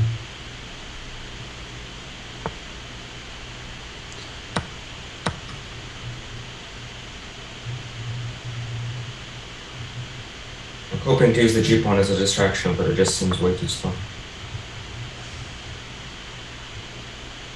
Oof. Yeah, look at that. What a move. Because you can't take the pawn. Yeah, Rook G7. fairly common. Nice win by Christopher Shen over Rui, and round one is in the books. Hey Robert, thank you for hanging out with us and helping out on the commentary. We'll let you go eat dinner, and Thank you so much. good It luck was tomorrow. Yeah, thanks for coming on, and we'll follow you tomorrow. We got a real flavor of the players tonight. Nice. That's FIDE Master Robert Shliaktenko, who earned an IM norm in Charlotte not too long ago. And he'll be coming back for round 2. He drew his game. So the winners in this round are Arthur Gool, Christopher Yu, and Christopher Shen. We had 3 decisive games in the round. It was kind of interesting how the rounds progressed, because of the time control G70 plus 10, we kind of like built up, and then when things got to under 10 seconds, things just blew up, and it got crazy. And that's particularly in the last 2 games we saw, I think Black probably should have held Andrew Hong probably should have held that end game somehow. I mean, we looked at it 1 minute, it was even position, and the next minute he was 3 points down. So yeah, I'm not sure exactly what happened while we were away. Just as time catches up on all of us, it catches up on the players in the chess tournament. Yeah. Too. So. Yeah. All right. Before we do our final shout-outs for the day, I just want to give a shout-out to Chief Tournament Director John McCumiskey, who was in the Zoom monitoring the players and just making sure that the tournament is solid, and also to Tournament Director Dr. Judit Sztaray, who pairs the games up and is also doing the fair play monitoring and all of that. They're behind the scenes working hard, but all of this cannot be done without them. So thank you to them. Thank you to Robert for joining us on the broadcast, and Grandmaster Nick de Firmian and FIDE Master Paul Whitehead. We will be back tomorrow. The round starts at 9. I think we're going to start our broadcast around 10.